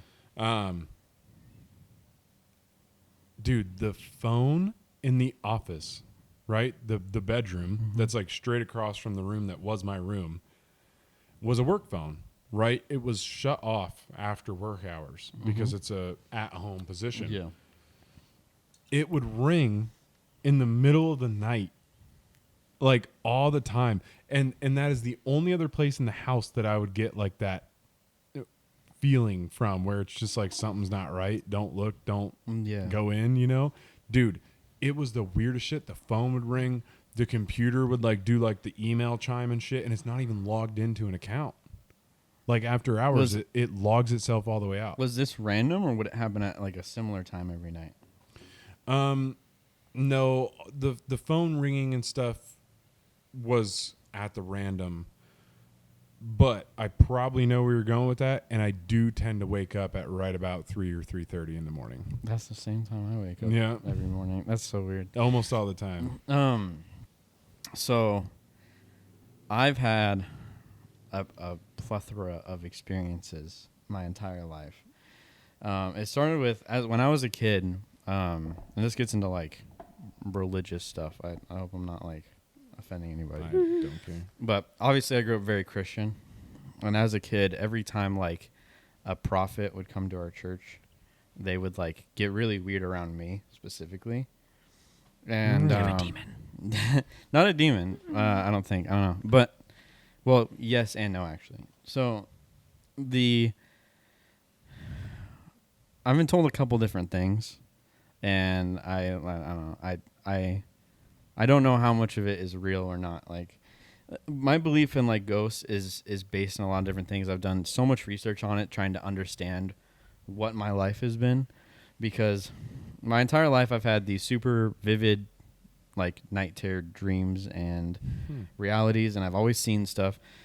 So I'll go to the very beginning of like being 4 or 5, and I don't have these memories, but my parents have told me about this. I'm like seeing and talking to people that aren't there. I'm like, all this shit. Like, we would visit a place, and I'm like, oh, the people that used to live here are here. And so it escalated into like being old enough to like communicate, and like we would go to church, and I'm having prophets tell me like, you know, from a Christian perspective, they're like, Satan really hates you. He's always sending stuff after you. He's sending demons after you. He's sending all this stuff, like me personally. And then like I've had other like types of readings where they're like, man, energy just follows you. Like follows you. Like, it's really weird. I've done I had this one reading where I walked into the building. And I didn't know I was going to get a reading. I was just checking out the building. Walked into the building, and this lady came out from the back, and she said, I felt you walk in. And I was like, what? And she's like, yeah, you. Like, I felt you walk in. And You're like, you felt me, you creepy. You're trying old to yeah, slash. like that's kind of freaking She's weird, bro. stalking him. I bet you So get the pleasure story out of it too. You weird Chick-fil-A work. No, so I've always had these like experiences, and then I've had super vivid like night terrors all my life. And so naturally, because of all these things that I couldn't explain that were happening to me, I became like obsessed with the spiritual realm and like whatever it is. And Keep going. okay, and He's trying not to cry. yeah, No, B-Max making stupid jokes. brother. And so yeah, became like really obsessed with ghosts. And it seems like they kind of seem to like follow me sometimes. So it started out like as far as I can personally remember, and every single house that my family moved to, there was a man that would always like be there. Like when I turned around, like when I switched the shower curtain really quick, and I was like, "Oh my god!" No, Yeah. but, there would always be something that was following me around. And then I actually got rid of it in Phoenix, as far as I know. Knock on wood. And Yeah. the reason I got rid of it in Phoenix, and this is gonna sound insane to you, and if you don't believe it, I fully don't blame you. This is just what I lived. I had a full-on argument with this thing, like a yelling match No way. with the thing that's been following me since I was a kid. That's interesting. And I could sense that there was other stuff there watching. Like because I somehow could like get the feeling that they wanted to see what was going to happen. But I was full on like, stop fucking following me. I don't understand why you're here. Like all this shit. You just want a friend. How long were you down there alone? I was down there 8 months all by myself. Yeah. Dude, like traveling and having like the time to think is like being by yourself is kind of like, see, I would almost argue that that's like the good amount of time where like, you know, you kind of get It's rid of not some of too your much, demons. You yeah. figure some shit about Literally. yourself, or literally get rid Literally. of some of your demons. Yeah. So it's kind of good. It sounds like that was like a good experience for you. Uh, But a full-blown argument with something is like, dude, that's wild. Let me tell you something a little bit crazier. And I'm going to have to knock on wood again. But my life has been a constant, this looks really good, ruins my life. This looks really good, ruins my life. This looks really good. I came back from Arizona We were after just that. talking about one of those. Yeah. Yeah. I came back from Arizona. And since then, it hasn't been perfect. Obviously, life's not perfect. But everything has been a blessing. Like, I'm going to knock on wood. But everything has been a blessing. And I don't know how much of that was maybe whatever I was dealing with interfering and or leading me down paths that I shouldn't have been on, but it's genuinely insane how my life changed from Arizona alone. Damn, that's crazy. Yeah. So that's like the crazy side of it. So the things that I've experienced because of having this, I guess, energy around me all the time is pretty much every place I go, and I don't call myself psychic because I think that they're cringe, but pretty much every place I go, I can usually sense if there's something there or not. So like the current house I live in, I'm so blessed that there's absolutely nothing going on there, and I think it's just because it's a new enough house that there's nothing. But I don't know. I've walked into houses like friends and stuff, and I'm immediately just like, I don't tell anybody, but I'm like, okay, I feel energy here. Like I can feel the energy. That's kind of wild. Same as like, I'm sure you can feel this because it's a real person. Like when someone walks in a room, maybe you didn't see them, but you kind of feel them walk into the room. Yeah. Because like it changes, right? And nobody in science can fully explain that phenomenon, but something about your psyche and your energy changes where you realize someone walked in the room and you turn around and you go, hey, right? Yeah. I've done that and there's been nobody there. Damn, that's pretty crazy. And so, So continue what you were talking about, but Yeah. talk about the bridge when we went ghost It's the hunting. bridge. Because that's the only point at which saw it in I've person. seen it affect Yo, his wait, personal. do you guys have like what do you guys have? Do you We guys literally have any just sort went of with my equipment or little anything? Canon. we have cameras and mics and stuff. Okay. We've gone ghost hunting twice. Yeah. Dude, that'd be so fun. You want to go? We should We'll to- go. Would you go? I can use the line. I thought of this line I'm gonna need to immediately use when my we started psychic talking now. about ghosts. Dude. Uncultured goes off the path. Ghost hunting. Oh my Oh god. my god. We could make Kinda a shirt sick. for it. Oh. We could make a shirt. It's like That would be so it fun. goes Part of the off Halloween path. drop. It's just all about ghosts. Dude. Like, kind of sick. I mean, I'm so down. We can come talk about that on. later. First YouTube appearance. Anyway, We can we'll talk about that later. But so we went to a bridge. We've since been back, but this is the first time. This is about 2021. Him and I were No, it was sorry, 22. Sorry, 22. Him and I are still kind of newer friends. Like we've been No, brother. I don't know what I'm talking about. this is while we were dating the best friends. True. So we've been friends for a little bit, and we go out there, and he's gotten to know me well enough. He knows that like, unless he there's something obvious I'm pretty much easygoing all the time. I would say unless like there's something that really stresses me out. But if there's something that stresses me out, I would tell him. Yeah. We're at the bridge. Immediately when we get there, I'm like, okay, I definitely feel something here. And so to describe, and just in case they don't know, there's a red bridge in Caldwell. It's a 1-lane bridge in Caldwell. And I think it's just called the Red. I don't remember what it's It's called like exactly. Red something bridge, red something bridge. And it's a 1-lane bridge in Caldwell. And the story is in the late 1800s, a lady found out that her husband or her fiance, the guy she was supposed to marry that day, found out he was having an affair, hung herself from the bridge in her wedding gown. And that if you drive there at midnight or midnight to 3 a.m. and you turn your lights off and you park on the bridge, that you can see her hanging, like swinging back and forth. Okay. I just wanted to go there and just do a little investigation because I've always been fascinated with this stuff.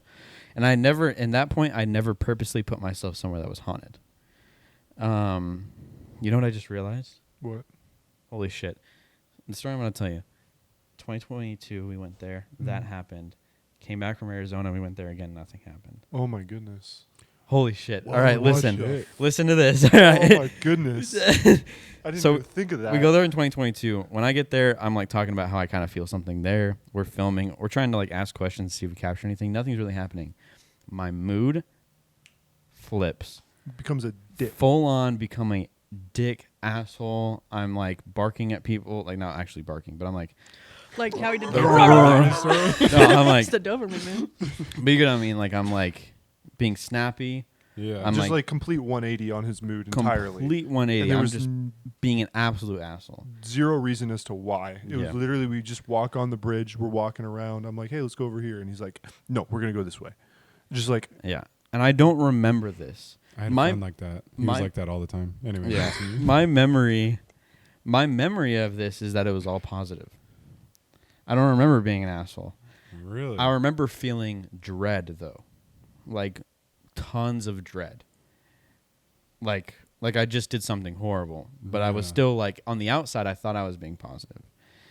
So we leave, and once we get like what? How long away? we get on the freeway and we're probably by the Nampa exit. So 10 minutes away at this 10 minutes point. away, I'm back. 180 fine. again, fine. Hmm. Like happy, like that was great, like that was He's fun. like, that was great. Yeah. And I had no idea it happened. I thought it was chill the whole time.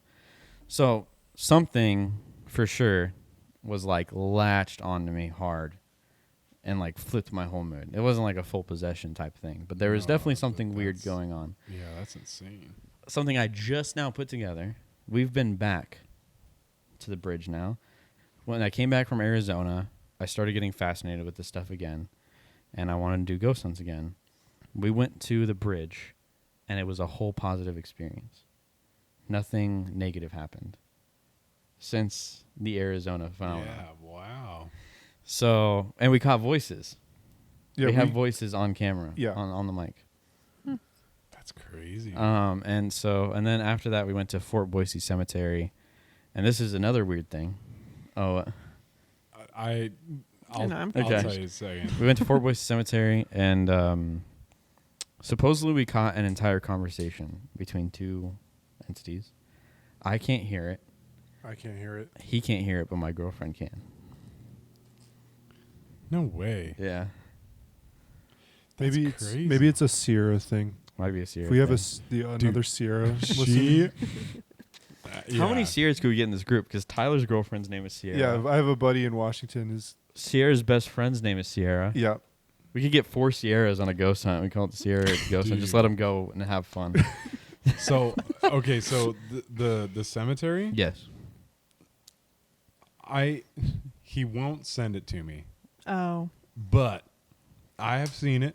Mm-hmm. I have a buddy, Leo. Dude, he's got this video Mm-hmm. from that cemetery.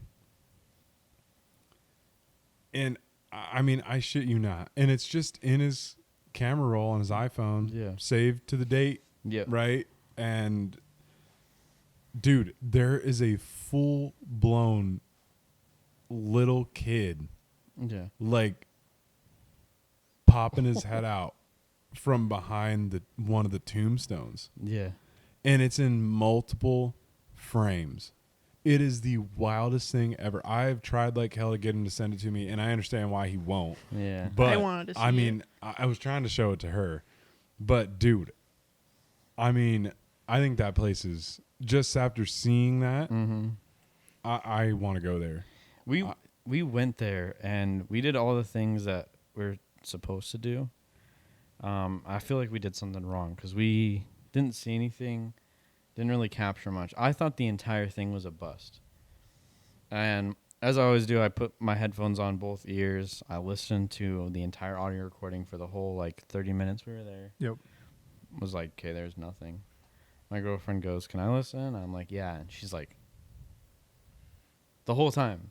And I'm like, "What?" And she's like, "You don't hear all those voices?" And I'm like, "No." And she goes to a part where it's like the loudest. I put them on absolute dead silence. I put them on her head. She's like, "How are you not hearing these?" Dead silence. That is crazy. Yeah, dude. So I don't know what's going on with me. Maybe I'm just spiritually cut off now. But Yeah. it's That would be weird. wild too, though. That would be If like really nothing weird. ever happened for the rest of your entire life. It'd be really weird. Really Don't weird. argue with I- the strange shadow man that chases Yeah. you if you like ghosts. Yeah. No, it's funny. So when this is another little random story, from when I was a kid. But when I was a kid, I used to hate like the stairs, and I thought it was just like a kid fear. Like you hate running up the stairs. Like you run up the stairs because you like, oh, like what if someone's behind me? You know what I Turn the mean? light. Yeah. Yeah, you And turn you the light off you and turn the run light it. and you jump in bed, you know. Yeah. And I was always like that. And I one thing that I never did as a kid, I did the thing where like you pass the threshold and you're like, don't look. Yeah. But I never got up at the middle of the night. I don't know why, but I just always slept. I didn't sleep perfectly. I had crazy night terrors, but I never like got out of my bed ever in the night to get water, to the bathroom, anything. And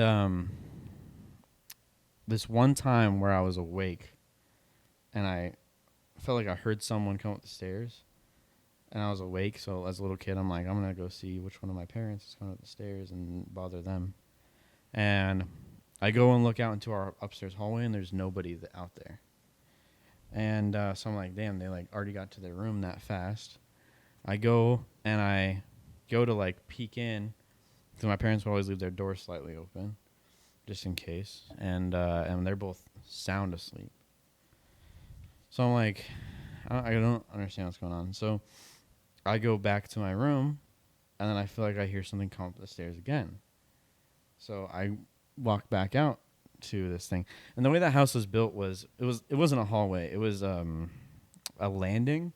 So one side was a balcony that overlooked the whole living room and everything, and then off the landing, the balcony, there was a master bedroom straight this way, my room straight back, a room, and then the stairs were kind of in the middle, and they wrapped around and went downstairs. Mm-hmm.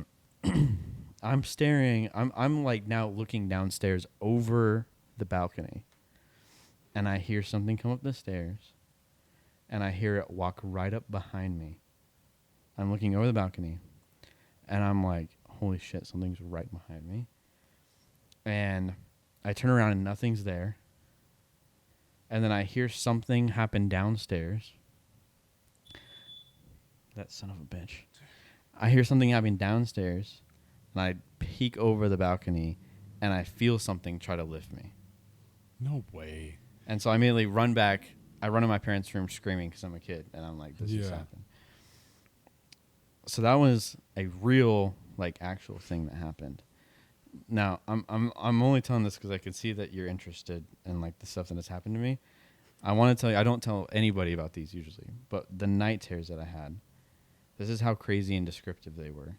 Or, like, I don't know the word. What's the word for, like, Vivid. Lucid. vivid? Lucid, vivid. Yeah.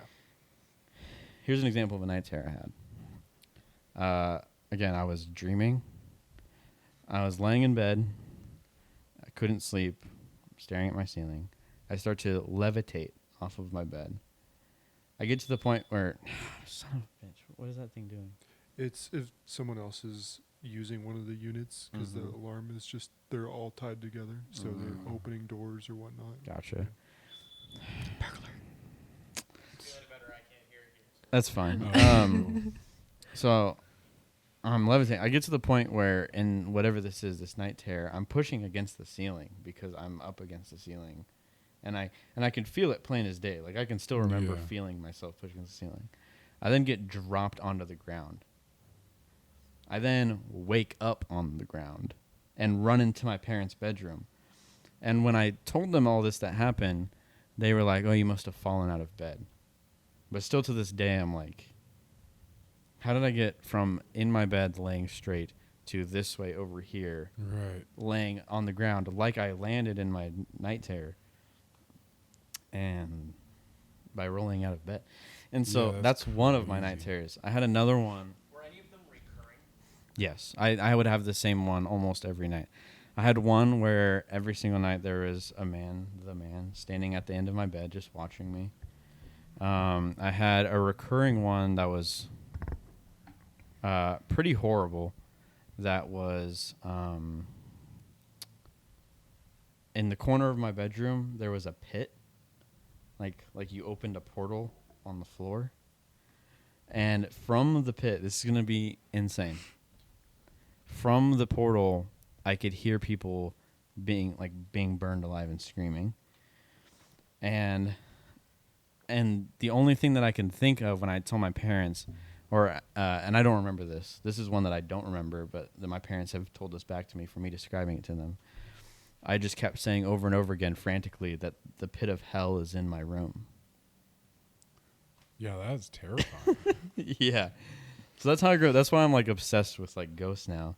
Damn. Because I've always been trying to figure out like what's real and what's not. You know what I mean? Right. Like what, and is there different levels to it? Like is there just ghosts and, bad dreams? Or is Yeah. there ghosts and demons and angels and all this stuff? And Yeah.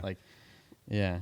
It's wild because like there's a bunch of, I feel like everybody has like those little tiny experiences. Yeah. But dude, I feel like all of yours were big. Like they sucked. Like, Holy shit. like It was I pretty had bad. I had one not even that long ago. Like in our house, we live in a newer Ugh. house. Mhm. I think it's the mirror, and Dude, I know. but knock on wood for me because nothing's happened. But I also had like, I don't think I'm psychic. We always make Yeah. a joke where he calls me psychotic, not psychic. But sometimes I just know things, Mhm. and it's not like necessarily like ghost things. Yeah. It's just like I know facts that I'm not supposed to know. Stop Yeah. laughing. You've seen it. He's getting me in Oh. trouble. Shut the fuck up. You want to fight right now on camera? Oh my gosh. Collab? I'm just kidding. Collab. But I don't know. You're Sometimes not I would even get a part shut of up, this. don't talk. You keep telling me to talk, I know, go. bitch. But anyway, nothing crazy like you. Mhm. But but like for example, ever since I got this fucking mirror, it's a great mirror. Mhm. It's great and big. Yeah. All right, Yeah, so- dude, Mirrors are portals, dude. I know. Huh? Mirrors are portals. I know. I have it where And you she can't see has- our faces, but dude. it's facing the bed. She has It's a facing the bed? lot of mirrors But too. but you can't like see Do- your face in it. Do you have any facing each other? No, Okay, well, that's- in her bathroom. I have a lot of Yeah. mirrors in my bathroom. But the one that's facing the bed, it is more towards like the wall. the Mhm. foot of the bed. Yeah. Like when we're sleeping, you can't see. I wouldn't have let her put it there if when we were sleeping. I look over and see. Yeah. Dude, fuck that. I'm not. I don't want to like. When my girlfriend and I moved in together, she had this big dresser that had a mirror attached, and she put it at the end of our bed, so I would literally just wake up and see my face. Yeah. It's My crazy. at my grandparents' house, because I lived with my grandparents for the first year I lived in Idaho. Their closet doors on their guest rooms are mirrors, and they're always facing the direction of the I bed. hated those. And I houses. was like, it was Yeah. so bad. Yeah, I'm good. So, anyways, Oh. the mirror. But yeah. So the mirror first. Yes. First, Yes. all I'll say is when I was at my previous job, I'd be out of town for sometimes 3 weeks, Yeah. and then I'd come home and have, 4 or 5 days off. Mm-hmm. And a lot of the time it fell during the week, right? So she'd be gone, and her brother also lives with us. He'd be gone working. Dude, one day I'm in the garage, and Yep, you're in the garage. yeah, I'm in the garage, right? And I hear footsteps upstairs. And they would be near like her brother's room and my room. Yeah. The one that's where all my shit is. And I'm kind of like, that's weird, so I like open the door and I'm like, and I kind of yell up, I'm like, hey, I didn't know you were home. I can't remember, I like asked something or whatever, right? No response. And her brother is normally like playing video games with like a headset on, Yeah, yeah. So I'm like, whatever. Well, like a couple minutes later, dude, I hear him again. But this time, I mean, it's right over my head, and it's boom, boom, boom. Like, Yeah. And he has headphones on, supposedly. I mean, yes, and I'm also, I have my headphones in without the noise canceling on, Yeah. right? So it's like, dude, that's loud. Yeah. So I'm like, what the heck? So I take one out, and I kind of just sit there for a minute, and then sure enough, then it sounds like it's more like over where the kitchen would be inside the house, which would be her room, the master. There's a few like bigger ones, and I'm like, what the fuck? And honestly, at that point in my head, I'm kind of like, even if it is him, why is he in like her bathroom? Like what is like? So I go upstairs and I like, Will you call him? no. No? You No, told no, it the no, no. different way. Sorry, No. ignore me. No, I go upstairs and I like kind of knock and like I didn't hear anything. I kind of open his door and I'm like, what the fuck? So I call him Yeah. and I'm like, dude, are you home? And he's like, no, I'm at work. And I'm like, are you sure? Yeah. And I think actually right then I told him, I'm like, dude, I literally just heard footsteps upstairs that were Yeah. so like definitive. I thought that you were here. Like I checked in your room and just called you, and the dog is outside. You know what I mean? Yeah. So, dude, it's like the weirdest thing, and it happened to be like a week, 2 weeks after we went to like, dude, this creepy old fucking house, and there was like this golden mirror that has Mind like you, the lights were like flickering. And dude, the house was I wasn't having it. Yeah. But the glass is like kind of almost like hazed. Like you can clean it as much as you want, but it kind of is always like hazed. Yikes. And it's just like a wooden frame with like this gold around the glass like mirror. Oh, And she said even like living there as a kid, there was never any issues, but now that we have this stupid mirror in the Well, tell master him about bedroom. Leo. When he came over, remember when they came over and they were downstairs and you were outside on the phone? Oh, when he asked me about the footsteps? Yeah. Yep. Okay. Thank Somebody you. else's experience? Yes. Okay. So my two at the time coworkers, Leo kind of turned to my buddy, but my two coworkers at the time, they were coming over and we were just, drinking some beer and cooking some steak, right? Yeah. And did you call me? Who called me? I don't know. I went outside for a phone call. Yeah. I come back in and Leo goes, "Hey, is her brother here?" And I'm like, "No." Right, I travel with these guys, so they knew who lived there and everything. And I'm like, "No, he's at work." He's like, "Are you sure?" And I'm like, "I don't know. Let me check." So I peek out the front door because he works for Safe Light, so he drives a Safe Light van. Gotcha. So I peek out the front door to the side, and no, his van's gone. He's gone. Dude, who's upstairs? And I'm like, "Bro, nobody's upstairs." I'm like, "What, did you hear footsteps?" Yeah. He's like, "Yeah, it almost sounded like someone running." And I'm like, Holy shit. so it's multiple occasions Yeah. now that's happened. And that house is like, I would guess like 2005 it was. No, I mean, it's not it's that old. newer than that. It's that damn Maybe, mirror. yeah, but it's not It's old that at mirror, all. dude. Dude. Well, like I don't know if you ever felt like when you have like a dream, and it's only happened like after this. Like, Mhm. yeah, I've had like really weird dreams, but I think like 2 or 3 times it's like I will see like a demonic ass face, like just the most random dream. I remember one. My dreams absolutely make no sense. Like I Yeah, can yeah. remember them extremely vividly in certain aspects, and they make absolutely no fucking sense.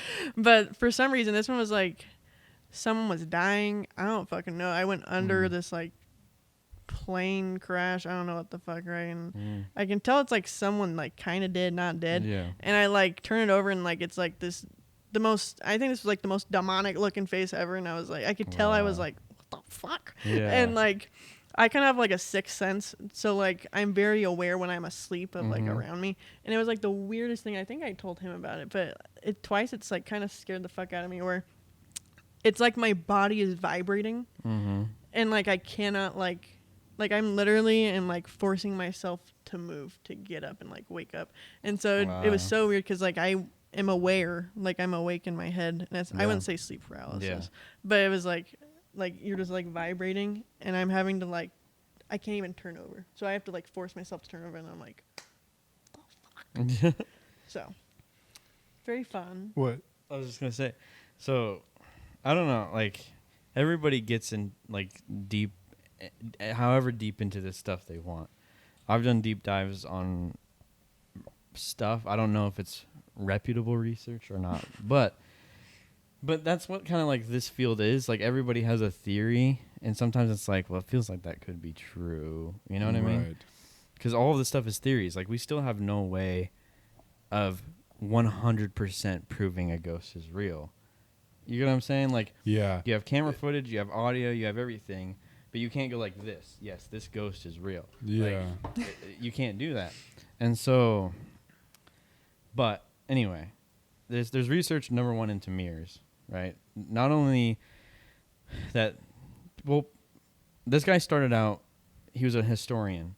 He was trying to learn where mirrors originated. Like, why did we make them? Was it for girls to look at themselves and do their makeup? Like, why was a mirror like a created thing? And the more and more he dove into like the normal teaching, it was all about like for like show business and like makeup and things like that. But then he found this whole other rabbit hole where it was all spiritual stuff that dated back into like old days, where people were always trying to make reflections of things. And it was to contact the other side. And so then he started getting into the theory of mirrors being portals. Well, then he started getting into the theory of mirrors being literal mirrors in the sense of not just you see yourself, but it'll mirror things that happen near it for eons. So if a murder happens in front of a mirror, you move that mirror into another house, that house will be haunted by the murder, even though it never took place in the house. It's like objects, pretty much. It'll store the energy, just like other objects can, but So- mirrors are supposedly amplified of this. Like the mirror, you're basically saying how. So you've seen the episode Sam and Colby when they're in the haunted mansion, Yes. the one that's in the Dennis Hoff room. Mm-hmm. Yep. Okay. There's also a video more recently by them. They're in a hotel, and there's a set of mirrors that was purchased by the hotel. It's a set of 9 mirrors, and they all face each other. Or not 9 mirrors, 8 mirrors. They all face each other, so they create 4, like double the vortex, or whatever they call it. 4 vortexes in one room. And that's how the set was designed. And it was designed by a queen because her husband died and she wanted to be able to contact him. And she said in that room she could feel him. And so there's this whole like layering theory where a mirror, an object can store trauma. That's what ghosts are, if you don't know this. So a ghost is basically a screenshot. You know when you see something on your phone that you're like, I want to remember that for later, and you take a screenshot. Yeah. Right? When enough trauma is created, I'm sorry if I'm boring the other half of the room. You're fine. Okay. You're fine. When enough trauma is created, the energy in that moment takes a screenshot. Interesting. Okay. I don't know that I've ever heard that. Yeah. So, and this is a study that was done a long time ago, and apparently it's held up. So let's say a murder, right? Specifically a stabbing. A stabbing is one of the most, it's one of the craziest discharges of energy of any type of murder or crime, because it takes so much energy and hate to stab somebody. And then they, because of the type of the wound, release so much energy. And it creates a massive, massive screenshot in time and space and energy. And so if you take that, what's going to happen is that those 2 spirits, no matter if they both survive, if one dies and the other one goes on and lives their life, parts of them are forever trapped in that moment. And sometimes, in rare cases, the entirety of them can get trapped in that moment because they released so much of their energy. It's a snapshot. It's a screenshot.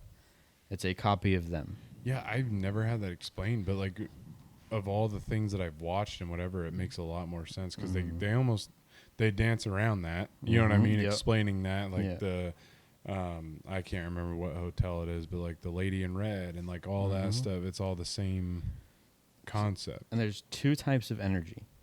There is static energy, and there is, I forget the term they use, cooperative energy. Dynamic? Maybe dynamic. There's 2 types of energy that can get released in these situations. One of them is static, so it's literally just a screenshot. So that person will walk down the hallway for the rest of that soul's existence.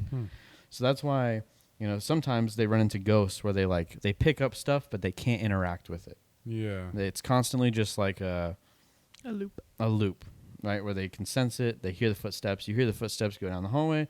The footsteps go down the hallway. You never see anything. You never hear anything. You never see anything. That is a moment trapped in time. Okay. And usually, in 99% of the time, it's tied in with trauma. All hauntings are tied in with some kind of trauma.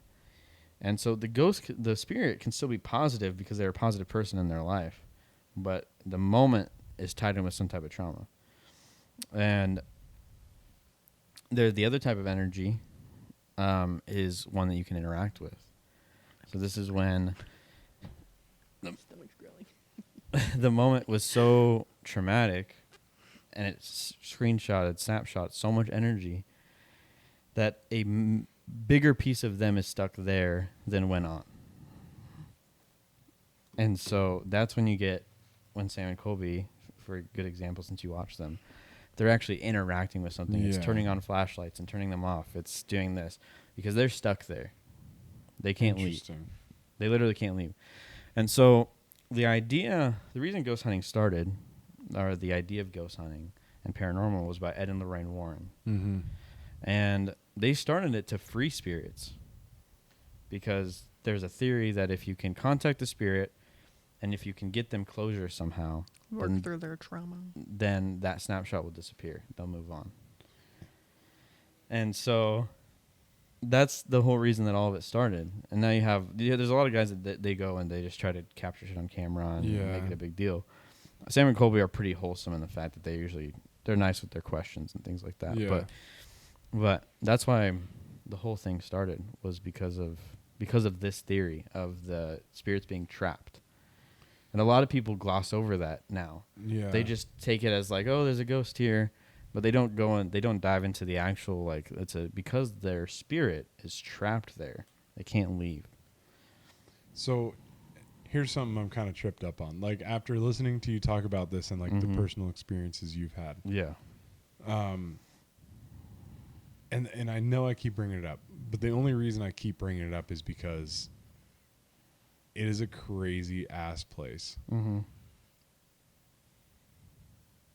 I would be really interested to go down into the basement of the haunted mansion with you. Yeah. Because I hated it. Really? And I don't often get like and don't get me wrong, right? It could always be like the thing in your head where, you've seen the episode, the backstory of it. You know that there's potential like just bad energy down there. Mm-hmm. But it also has a lot of stuff there too. Yeah, but it's also like one of those things where when it's not just your head playing with you. Well, dude, that basement is not a fun place to be in. Do you know the mind's eye theory? No. Okay. I feel like I'm boring like a major part of this room. Is everybody still like, you're are you fine. okay with this? He's are you like, good? Really ignorant on it, so I Oh, okay. Yeah. Are you yeah. you're still yeah, okay? yeah, Okay. I like to learn. I was gonna say we just haven't talked about like the stuff We haven't I've gotten this deep into experienced. it. I know about cars and So cameras. Have you experienced? well, like I've No one experienced less asked. ghost stuff and more other Who stuff. asked? Yeah. So, I but definitely we're wanna not. talk about that. Yeah. Let me go through this mind's eye theory. real Okay.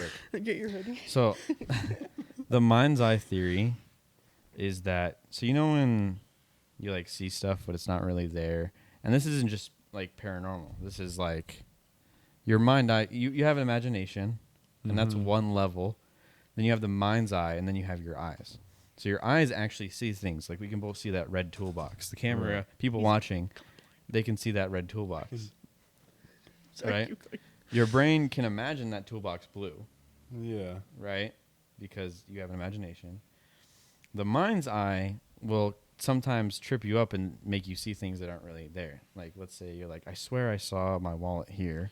So it's like when Wasn't you're actually- hunting and you're looking for a buck and you see that sagebrush that looks like a massive. Yeah. Exactly. The mind's eye will show you things a lot of the time. Well, the mind's eye theory that I'm wondering more and more if it's real. Mind's eye theory is the theory that sorry. That what you're seeing is real. Interesting. So, let's take the wallet example. You're like, I swear I saw my wallet right here. You can see it in your brain that you set your wallet right there. It's not there anymore. A lot of people, some people go, oh, the ghost moved it, and they joke around. Some people go, I must have just forgotten. Or it's a snapshot of energy that you're seeing. So you're seeing a real time where your wallet was there. Your mind's eye showing it to you. Interesting. It may not be from this time when you set your wallet down, but it's showing you something that actually happened. Now, if that's true, when you see a ghost but you don't see a ghost, or you turn and you see a figure, you kind of make out a figure, but then you're like, oh, it's not really there. Is that you just being superstitious, or is that your mind eye showing you what's there, but your naked eyes can't see it? Yeah, that is interesting. Yeah. I've never had that explained, but that's crazy. You know what it made me think of though? Is like, when like the wallet thing, like, Yeah. dude, I know I put my wallet there. But then you like go into your room or whatever and it's on your nightstand and you're Yeah. like, oh shit, that's right, that's where I left it. Yep. But that doesn't happen to me very often. Really? Normally it's like, dude, I swore I left it Mm-hmm. right here on the kitchen counter. Like, you know what Yeah. I mean? Like, so that's crazy. Yeah. That's a really interesting concept. It's like and then do either of you get deja vu? All the time. Yeah. Yeah. My mom also gets Yeah. deja vu heavily.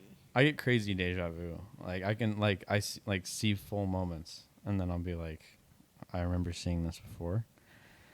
So, that's tied into the same thing as all of this, as the mind's eye, as the mirrors, the snapshot of energy, is you can see past snapshots of energy, and your mind's eye can see future snapshots of energy.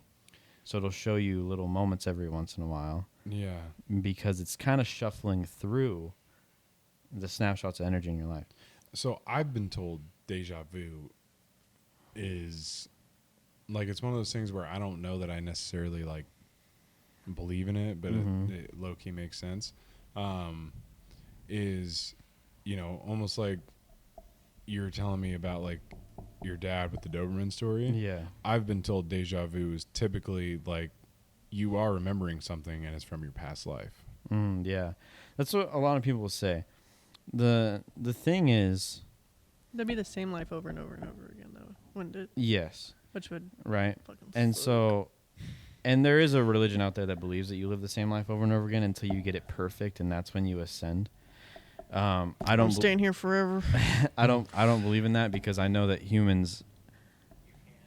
Oh, is it making noise? Humans are too flawed to get a life perfect eventually. You know what I mean? Yeah. And so that means we're all stuck here for a super fucking long time. Yeah. But I don't subscribe. I don't believe that it's from past life because every deja vu moment I've ever had has never been of anything other than a moment that I've lived. Yeah. Or a moment that I live eventually. And I've had deja vu that I'm like, I've seen this before. I've had it so far back that I don't remember when I saw it before. Because usually I can remember, like, I swear, like, this happened like a Well, week it's or funny two because ago. it will be. I'll get it sometimes too with something like coming on here and talking to you. Yeah. It's like it'll be like, didn't we have this conversation already? You know what I mean? It's, yeah. So, I mean, yeah. The reincarnation theory doesn't make a whole lot of sense. It's just been the only thing so far that I've heard that's like. That's like, it's funny because even people that like don't believe in like ghosts and things. That's like the accepted explanation for deja vu is like you're seeing something from past. Yeah. But it's like, how can you be seeing... I think that we're looking at it wrong by saying we're looking to the past. I think that it's looking into the future. I think that when you get the deja vu, the first instance before you relive it, I think that you're getting a snapshot of energy from something that hasn't happened yet. Interesting. Because deja vu has changed for me. And that's how I know that it can't be just a reoccurrence of a life. Right. Because I've had moments where I'm like, I remember this. This is how weird I've gotten with my deja vu. I like start the deja vu moment. I'm like, remember this? I'm like, I wonder if I can change the outcome. And I'll say something else. But I still have the deja moment, but I said something else. I distinctly chose to say something You're else. insane. You're like battling, like you're like fighting. I'm battling my own psyche right now. I'm losing my fucking mind. Anyway, You are insane. I could just be the greatest philosopher of our time. Okay. I'm kidding. We'll never fully joking. I'll never know because I'm too busy working on BMWs. Yep. Anyway, so you said you've had experiences. Oh, okay. Not with So, ghosts, but with something else. like, yeah, anything ghost related has mostly been experienced with you, but I've had, like, you guys familiar with like creepypastas? Creepypastas. So like, Say it. I know you want to say it. Say the word. skinwalkers. Oh, fuck that. I've seen I TikTok don't- videos. I really don't like. Him and I have experienced that. I will never go to those mountains. So this is like you sparked like my one like fear.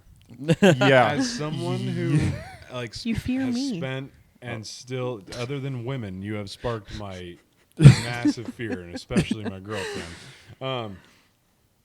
Dude, as someone who like I love dogs. Yep. You know what I mean? Like Yeah. I've spent a lot of time in the mountains, and nature and animals is one of my like most favorite thing. Dude, if I'm not turning on like a movie or Family Guy, like it's a nature documentary. Sure. You know what I mean? And so like I really, the whole Skinwalker thing, oh, I can't stand it. Have you guys seen the video that ran around of like, it's like that black pit bull? Mm-hmm. The lady walks Yep. in and like, she says something like, I That's not my dog." swear my dog just like opened the, dude, and the dog pushes the door open, like veers out and looks, and then like gets scared Mm-hmm. and closes the door. Yeah. Yeah. I'm good. Like There's a lot of weird videos Okay, like what that. happened, Yeah. dude? I gotta know. So, the first experience, I was by myself, and you're not gonna like the location on this. I was up at Bogus. Oh, Let me tell you this. I'm. Should I ruin So was this recent then?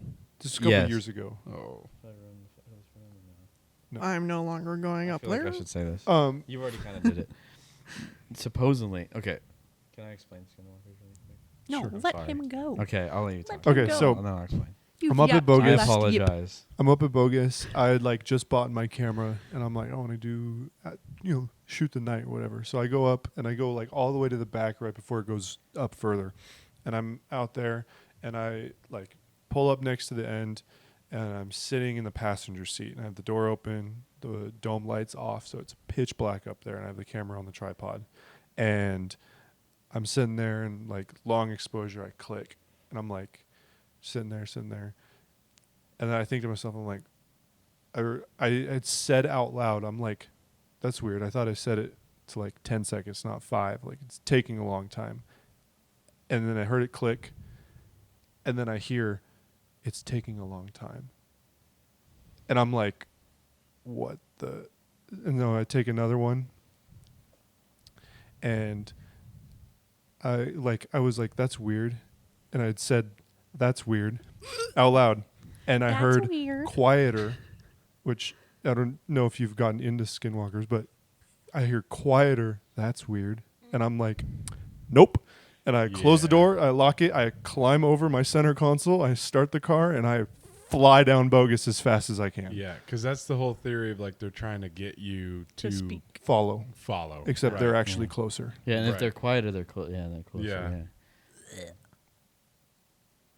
My blood's pumping already. Go. I'm so like, no, go flow. Dude, if you I- got no, that's it. That was the Okay. story. I Go. really hate the entire thought of that is like, well, because then which I didn't even really want to touch on, Yeah. but to me, that's where you're nearing like the whole extraterrestrial.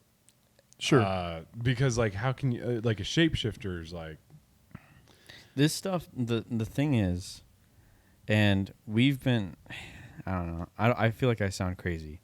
Your whole life, you've been programmed to believe that none of this stuff is real. oh, I'm for all this. I'm a conspiracy Yeah. theorist. You, Yeah. and like whether you believe in programming or not, you've been programmed by your parents, by your teachers. They say this stuff is fiction. This is a fiction book. Not only These that, are but it fiction happens on that. social media every day. Yeah. To everyone. And so your mind's instinct is to go, well, that can't be real. But that's only because you've been programmed to believe that. Mhm. If you weren't ever told that can't be real, we would all be sitting here saying how real this stuff is. Yeah, it's like if our entire lives, everyone told us growing up that Sasquatch is real, Yeah, we would just accept it as an animal. everybody would accept it as an animal and be like, Yeah. oh, hopefully I'm lucky enough to see one. They're just elusive. Yeah, I would love to go take I mean, pictures all of of us one. right Yeah. here believe in polar bears, but Yeah. I don't know about you. I mean, I've never seen a polar I've bear. never seen one in person. Yeah. Oregon Zoo has one. Yeah, They're see, and sick. that's- You know, I I've know they're seen there, Yeah. but I'm just saying, like, I mean, it's a thing. Like, I'm saying, I don't know. That's weird. Anyway. Yeah, where were we going with this? Sorry. Well, When you were trying to yap. I was trying to yap. He is the yapper. I am the He's ultimate. the yapper. I am a yapper, believe it or not. It's- So yap then. at first, I thought you were also going to tell the story of when we were out in the middle of nowhere. You can tell that one. Okay. So Hayden and I used to, we stopped messing around with this. We got smart.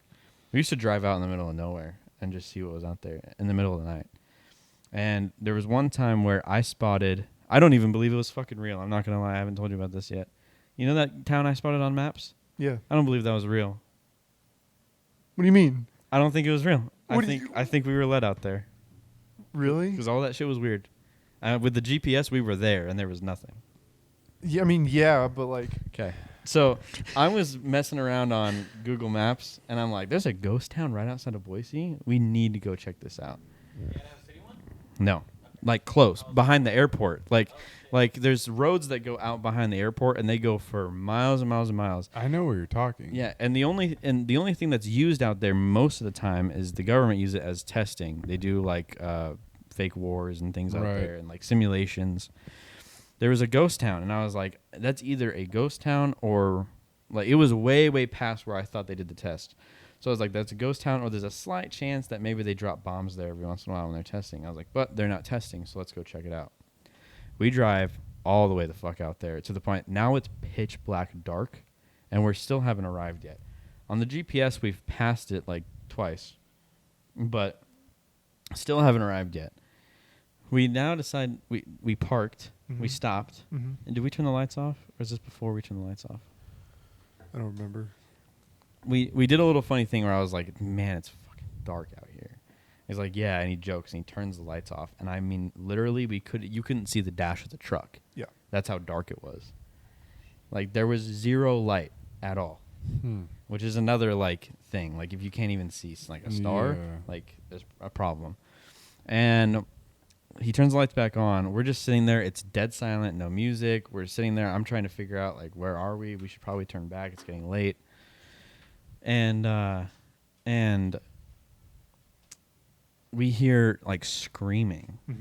That's the only way I know how to describe it. Is just straight up. Dude, that's skinwalker shit. Straight right up there. screaming like a woman is being attacked. And so I'm like, shh, like, do you hear that? And he's like, yeah, I heard it. And we're sitting there. We sit there for a bit longer, and they're screaming again. The first time it was louder. Yep. First time it was louder, and I was like, what is that? And then the third time, we were like debating, am I correct in this? We were debating, like, should we leave? Like, should we check it out? Like, what's going on? And then the third time is when it got quieter. Yeah, so it was like, it was like loud, and then I believe it was like maybe slightly quieter, but almost just as loud. You couldn't really tell. And we were like, what's going on? Like, are we going to go look at this? And then the third time it was like Quiet. you could tell it was like it'd gone half a mile and done it again. It was like, how do I describe this? Like outside the truck, but quiet. Yeah. That's what it was. It was like right there, but quiet. It made no sense to me, and I immediately knew what it was. And he dropped that sucker and drive, and we fucking ripped out of there, and we didn't stop. We literally almost didn't even say a word until we were all the way back in the valley. Yeah. It was terrifying. And but so again, because of the way that my brain works, I got home and I deep dive it. Yeah. And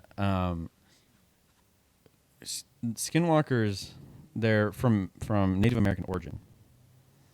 And Native Americans had a lot of stories about a lot of mythical creatures and all these Lots things. of animals.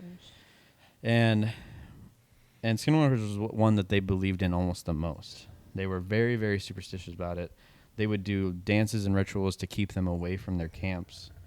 They were very, very like, these are real. Yeah.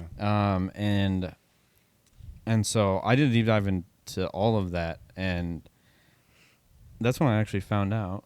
That's when I actually first found out that I had Native American in me. Because I was telling my dad, I was like, look at all this stuff I found. Like Native Americans like really fully believe this shit. It wasn't like we were just talking about programming. It wasn't like these things could be out there. They were taught that it was real, like a deer is real, right? They were taught like don't be in the forest at night alone. Don't be here alone. If you hear screams, don't run toward it. If you hear deceased loved ones. And so, here's another little funny thing. Just another one. Yeah, another one. Have you ever felt like someone called your name and there was nobody there? Dude, yeah. Yeah? Yeah. Have you? I don't know. I feel like my memory is very blocked Mm. in life. I've definitely, like, in a random ass place. Too. Mhm. Yep. Like, you know what I mean? Like, no clue Mhm. how, not only is my name slightly rare, but, like, I mean, in the middle of nowhere. Mhm. Like, there's no one there. You know what I mean? Yeah. Like, I've never heard my name uttered in public by like somebody else, besides like if obviously they knew me, but somebody I didn't know. But all the time when I'm places, I'll hear my name, and there'll be nobody in the direction that I heard it from. yeah. The most recent time was Lagoon. Yep. So my girlfriend and her family, we all just recently came back from Lagoon. We were just there. When did Really? you guys go? I'd have to look at pictures. Probably like 3 weeks 3 ago. Oh, weeks? okay. 3 We weeks just ago? went last weekend. Oh, okay. Yeah. It's sick. It's fun. It's a good Yeah. time. So you kind of know the layout then. Mhm. So the water ride that's the very back. Yeah, by you- across from the cannibal. You kind of have to go through like the kind of treed section, like Mhm. it's foresty a little bit. When we were walking through that, I heard distinct as day, my mom's voice call my name. And I Dude. was like, it was so close to her voice that I was literally like, Mom, like, what are you doing here in my head? Yeah. And I turned down what I thought I was going to look down a pathway, and it was just the tree bit out of Lagoon. Dude, that is weird. Yeah. But I've grown up my whole life. I mean, I used to call my mom, like, when I was old enough that I had a phone, and living at the house. I literally hear Riley from the kitchen. I'd walk into the kitchen. There's nobody there. I'd call my mom. I'd say, Mom, are you home? She'd go, no, I ran to the store real quick. And that was almost like a weekly occurrence. Yeah, that is so odd. I've heard it's Yeah. like, what's the term? I forget what those are called. I Like, don't know. God dang it. I kept seeing a lot of videos. A lot of TikToks. TikToks. Lots of we TikToks. knew that's what you were Dude, about to say. TikTok hits you hard with this stuff. And I'm like, I did Yeah. TikTok like a he year, deleted year and a it. half I ago. don't even. I'm never on it. Really? I'm on it when she sends me something. I'm hooked. I'm Yeah. a little bit too hooked still. I need to probably just delete the Yeah. app and cleanse myself Have of it. you, if we go more into conspiracy theories, have you heard about the Theodore Roosevelt State Park theory?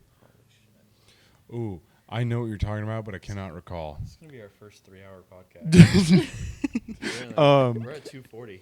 Are we? Yeah. Holy shit. What the hell? So like the whole idea is like when they were making the reservations for Native Americans and things like that, he had created the state parks, and it's to basically fence off and protect the rest of the country from whatever those Native Americans were dealing with, whatever their folklore was, whether it's a skinwalker or a wendigo or whatever other creature they believe in. He had created state parks around it, and deep inside these state parks that like there's no trails to or anything, there's containment units of these creatures. Well, don't you ever think it's kind of weird that like Native American, obviously America has a very rough past. Sure. Don't you think it's kind of weird that Native Americans are the only ones that we were kind of like, damn, yeah, you guys are right. We kind of messed up here. You can have your land and all your hunting rights and everything. Yeah. Yeah. Yeah. It's Why? weird because of how much knowledge they had too. Like if Yeah. you dive deep into it, so I've already forgotten. My dad told me a bunch about it. I'm part Native American, even though I turned out white and ginger as fuck. I'm Mexican. Yeah. And like they have crazy lore, but also just knowledge about places that they had never been. Like they predicted things that like major things that happened. They predicted themselves. 9/11. No. Sorry. They actually did. No, I'm kidding. COVID. It's just like a really old piece of paper. You translate. It's like 9/11 was an inside job. That would be whack, dude. No, they predicted themselves being pushed out of America. They have old tablets Dude, where they predicted what? themselves being pushed out. They knew it was coming Yeah. long before.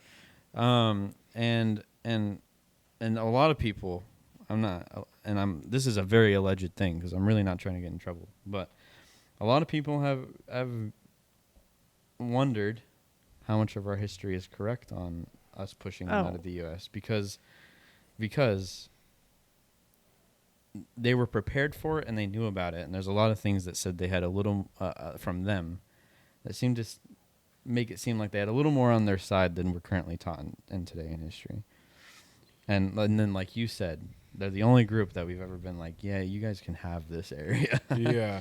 Well, and it's kind of crazy. So, I mean, even just in Nevada, I mean, there are places in Idaho, but dude, they were everywhere. Anyone that's been Yeah. hunting or Yeah, yeah. whatever, dude, there are scribes on rocks in the randomest places. Yeah, and I mean, arrowheads everywhere. Everywhere. Yeah. Everywhere you go. Like on the west, there are Mhm. arrowheads and scribes, or what do they call hieroglyphs? Yeah. Yeah. Like, Yeah. dude, everywhere. I mean, there's this place, it's called Knot Creek in Nevada. And me and my dad go up there like once a year to go fishing because it's this reservoir. Mm-hmm. The reservoir is obviously, it's a reservoir, it's man-made. Well, just a little stone's throw away from it is Blue Lake. Mm-hmm. And Blue Lake is natural. There's Onion Reservoir and Knot Creek Reservoir that are really close to it. It's also at 9,000 feet of elevation in Nevada. Yeah. And so, dude, all the way up there in the middle of the lake on the, we go out on a little boat in the middle of the lake on this big ass rock. There are hieroglyphs on the rock, 9,000 feet of elevation. Yeah. You know what I mean? It's like, so That's weird. how prominent was that group of people that they were everywhere, yet we just came in from the east and was like, hey, this is going to be our, it And they doesn't had make so much knowledge too, because in the days before we were like, we're taking everything, when we actually like Lewis and Clark, whenever they would ask him where anything was, they immediately knew. Yeah. They could lead anywhere, anything, anywhere you need to go, and they would tell you, yes, over that way. I forget the measurement they used to use, but over that way, this distance, there are 3 mountains. Yeah. And they went over that way, and they saw the what are they called? The Sisters in Oregon? The 3... Oh, you're talking No. about in Southern Washington? Southern Washington, sorry. The 3 mountains in Southern Washington?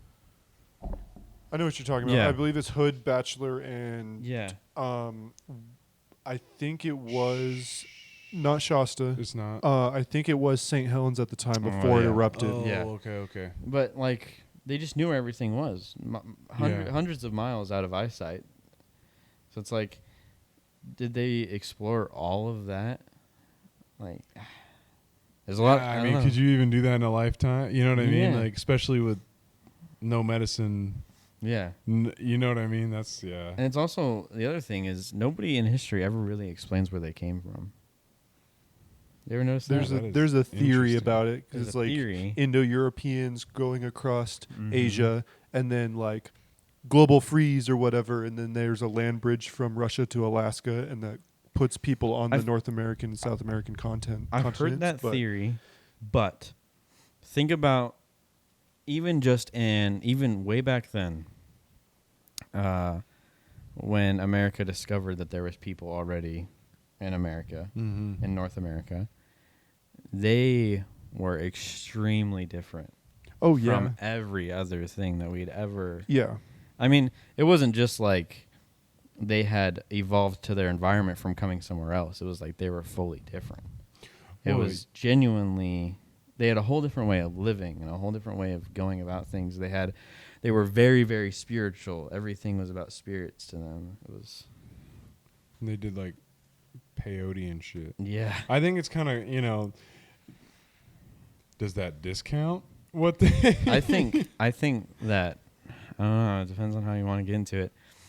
All of the drugs that like they took and supposedly gained all this knowledge that we now call myth, like they're all banned now. Nobody can use them or touch them. Which is a very interesting.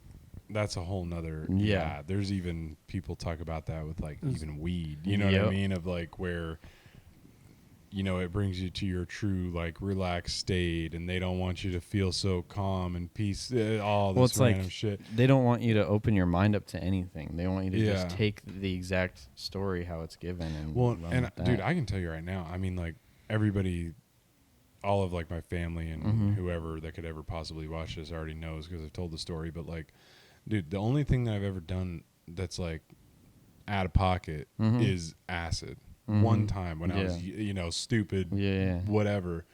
But it's like, dude, it was sick. You know what I mean? Like, Yeah. I would never do it again. And like, Mhm. it was like, it was just one of those things where, me and one of my old buddies is had a weekend alone at the house I was living in at the time, and like, sure, Yeah, you know yeah, what I mean? yeah. And like, dude, everything was like gorgeous. Yeah, You know what I mean? yeah. And here's one of the craziest things. I'm colorblind, right? Like, I mean, severely. Really? Like, pretty damn Really? bad. So yeah. he Like- can't see the red toolbox. That's No, what I was that's saying. what she was saying. Okay. He's colorblind. So like, you know, I You're like, damn, I thought that was a gray toolbox. well, and that's the thing. Like, was blue. I know that that's red, Mhm. right? now. But you know, all the plugs on the floors. Yeah. I don't know. Like the one sitting over there closer to the camera, I couldn't tell you confidently it was blue or purple. What about his Yellow. microphone? Huh? Yeah, what His color is my microphone. mic? It's either purple, blue, or pink. It could be gray, to be honest. It's pink. It's pink. Okay, see, Yeah. I have Bright-ass no pink. idea. Yeah. I thought it was blue. Yeah. No, I just Uh, wanted a pink microphone. I thought yeah. it was funny. So on acid, could you see color? Okay. Dude, I had seen color like I had never seen before. This was, I mean, so like all the lights in the computer, yeah. I can't really make sense of, right? Like I know that they're different lights. I know it's kind of like rainbow, whatever. Yep. But, you know, I can't, and it might be all of them, right? But I Yeah. can't tell you what colors in the two Yeah. tubes. I couldn't tell you what colors are passing through there as they come by. I have no Gotcha. idea, Yeah. you know? But like during that, I mean, dude, we sat there and like watched car edits on YouTube. Mm-hmm. Like I had never ever seen color like that in my Really? life This- ever, and I wonder. Say that's why you don't care about cars paint or anything like that. You It could be. can't Yeah, really tell could with be. the full depth of the color. Yeah. Well, and what's funny is like while we were in Utah, I bought this green shirt. And, like it's way out of my comfort zone. Like I almost always am wearing like black. You know what I mean? Yeah. So it is weird things like that, you know, where like I feel like every girl ever that's ever been in my life, like, you know, add some color. No, I don't want to. Yeah. You know, but You're like, I can't. yeah, I don't know how. But yeah, dude, I mean that was crazy. Like I mean- one of the craziest experience. Yeah. I remember we were sitting, there's like this fire lane to that subdivision, and you know, they have like these big rocks at the front of it so that people can, you know, the fire trucks are made Mhm. to push it out of the way if they need to, whatever, you know. Yeah. Well, they have like these big rocks so that people can't park there. And I was wearing, we walked out front, mind you, this is like 2 a.m., whatever time it was. Yeah. We walked out front and I had my socks on, just my socks. He was wearing shoes. Well, I randomly just like, I had this thought to like take my sock off, you know? Yeah. And I pull my sock off and I remember like touching the blacktop and I'm like, dude. He's like, what? I'm like, dude, take your shoes off. And he's like, What? no. And I'm like, no, like, come on, Yeah. take your shoes off. He's like, dude, I don't want to take my shoes off. I'm like, take your shoes and socks off. And he's like, my socks? I'm like, dude, you just have to like, feel it. You know what I mean? Like, and he like, fine, but you're carrying my shoes or some Yeah. shit, you know? So like, dude, and we just sat there for like, it felt like forever, just like feeling the blacktop Yeah. with our bare feet. And then the next one, you guys know, I think it originated from Vine, I don't know. where the kids like, it's him, you know, where they do like the switch back and forth Yeah. things, they're having a Yeah. conversation. It's him, but he's all like, you know, I'm at my buddy's house, whatever, and he offers to make you a sandwich, and he's like, you made me a sandwich? Mm-hmm. You know, like, yeah. Yeah. it's for me? Yeah. He's like, you put chips in it? Dude. We get hungry and we go downstairs and we start to make sandwiches.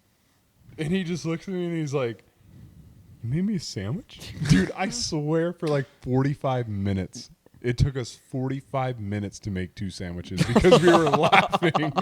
It's just That like, just sounds like us on a normal day. dude, That is it us. is like the funniest thing ever. And that was like one of those moments where I only tell that story because it's like, the average person's going to hear like, oh my God, Yeah. like, but it's like, one time, you know what I mean? I have no regrets. That was so crazy. It was like one of the craziest things I've ever I was experienced. gonna say, without acid, it takes us 4 hours to get anything from the store. Yeah. Yeah. Every time him and I have gone to a store together to get one thing, We it's go taken to 4 hours. 4 different stores Yeah. because we can't find the one thing we're looking for. Yes. And it is the goofiest fucking experience you've ever seen. Yes. Like, we're just being complete retards I the will tell entire you, if time. you have like $400 to blow in your pocket, just go to Costco. Yeah. But don't expect to get out of there for any less than Yeah. $200. It sucks. Costco Yeah. sucks. I hate it. Anyway. Yeah, I don't know. It's that kind of leads into a whole thing of like, I mean, everybody has theories. There's so many theories. It's the government. It's That's the all, government. dude. But at the end of every theory, you have the government not telling us something. We have a new theory that we've been kind of working on. We do. I don't. Yeah. I don't know. We're going on 3 hours. I My know. mind's never gone this far into a podcast, I know. and this is He's uncharted fried. territory. I'm scared. You. What am I going to say What next? is it? Nobody knows. No, I'm So, you know about Genghis Khan. kidding. This is. Are we going to say this one live? Do you want to say this? We can talk about it after. Let's It's talk a- about that one after. Okay. That's I'm fine. genuinely not comfortable enough to say this one on camera I get because it. I have made notes about this on my computer and the they files disappeared. disappeared. 3 times. What the 3 times. Dude. Every time I write down research on this, the file disappears. 3 times. Pen and paper.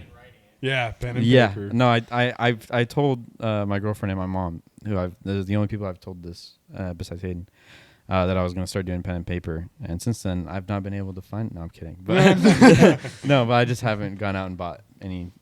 But yeah, that's an off the podcast one for sure. Off the path. Yeah. So And say we're at. Are you good? Are you fried? I think I've yapped as much as I can yap. He yapped Is there anything else that you want to talk about?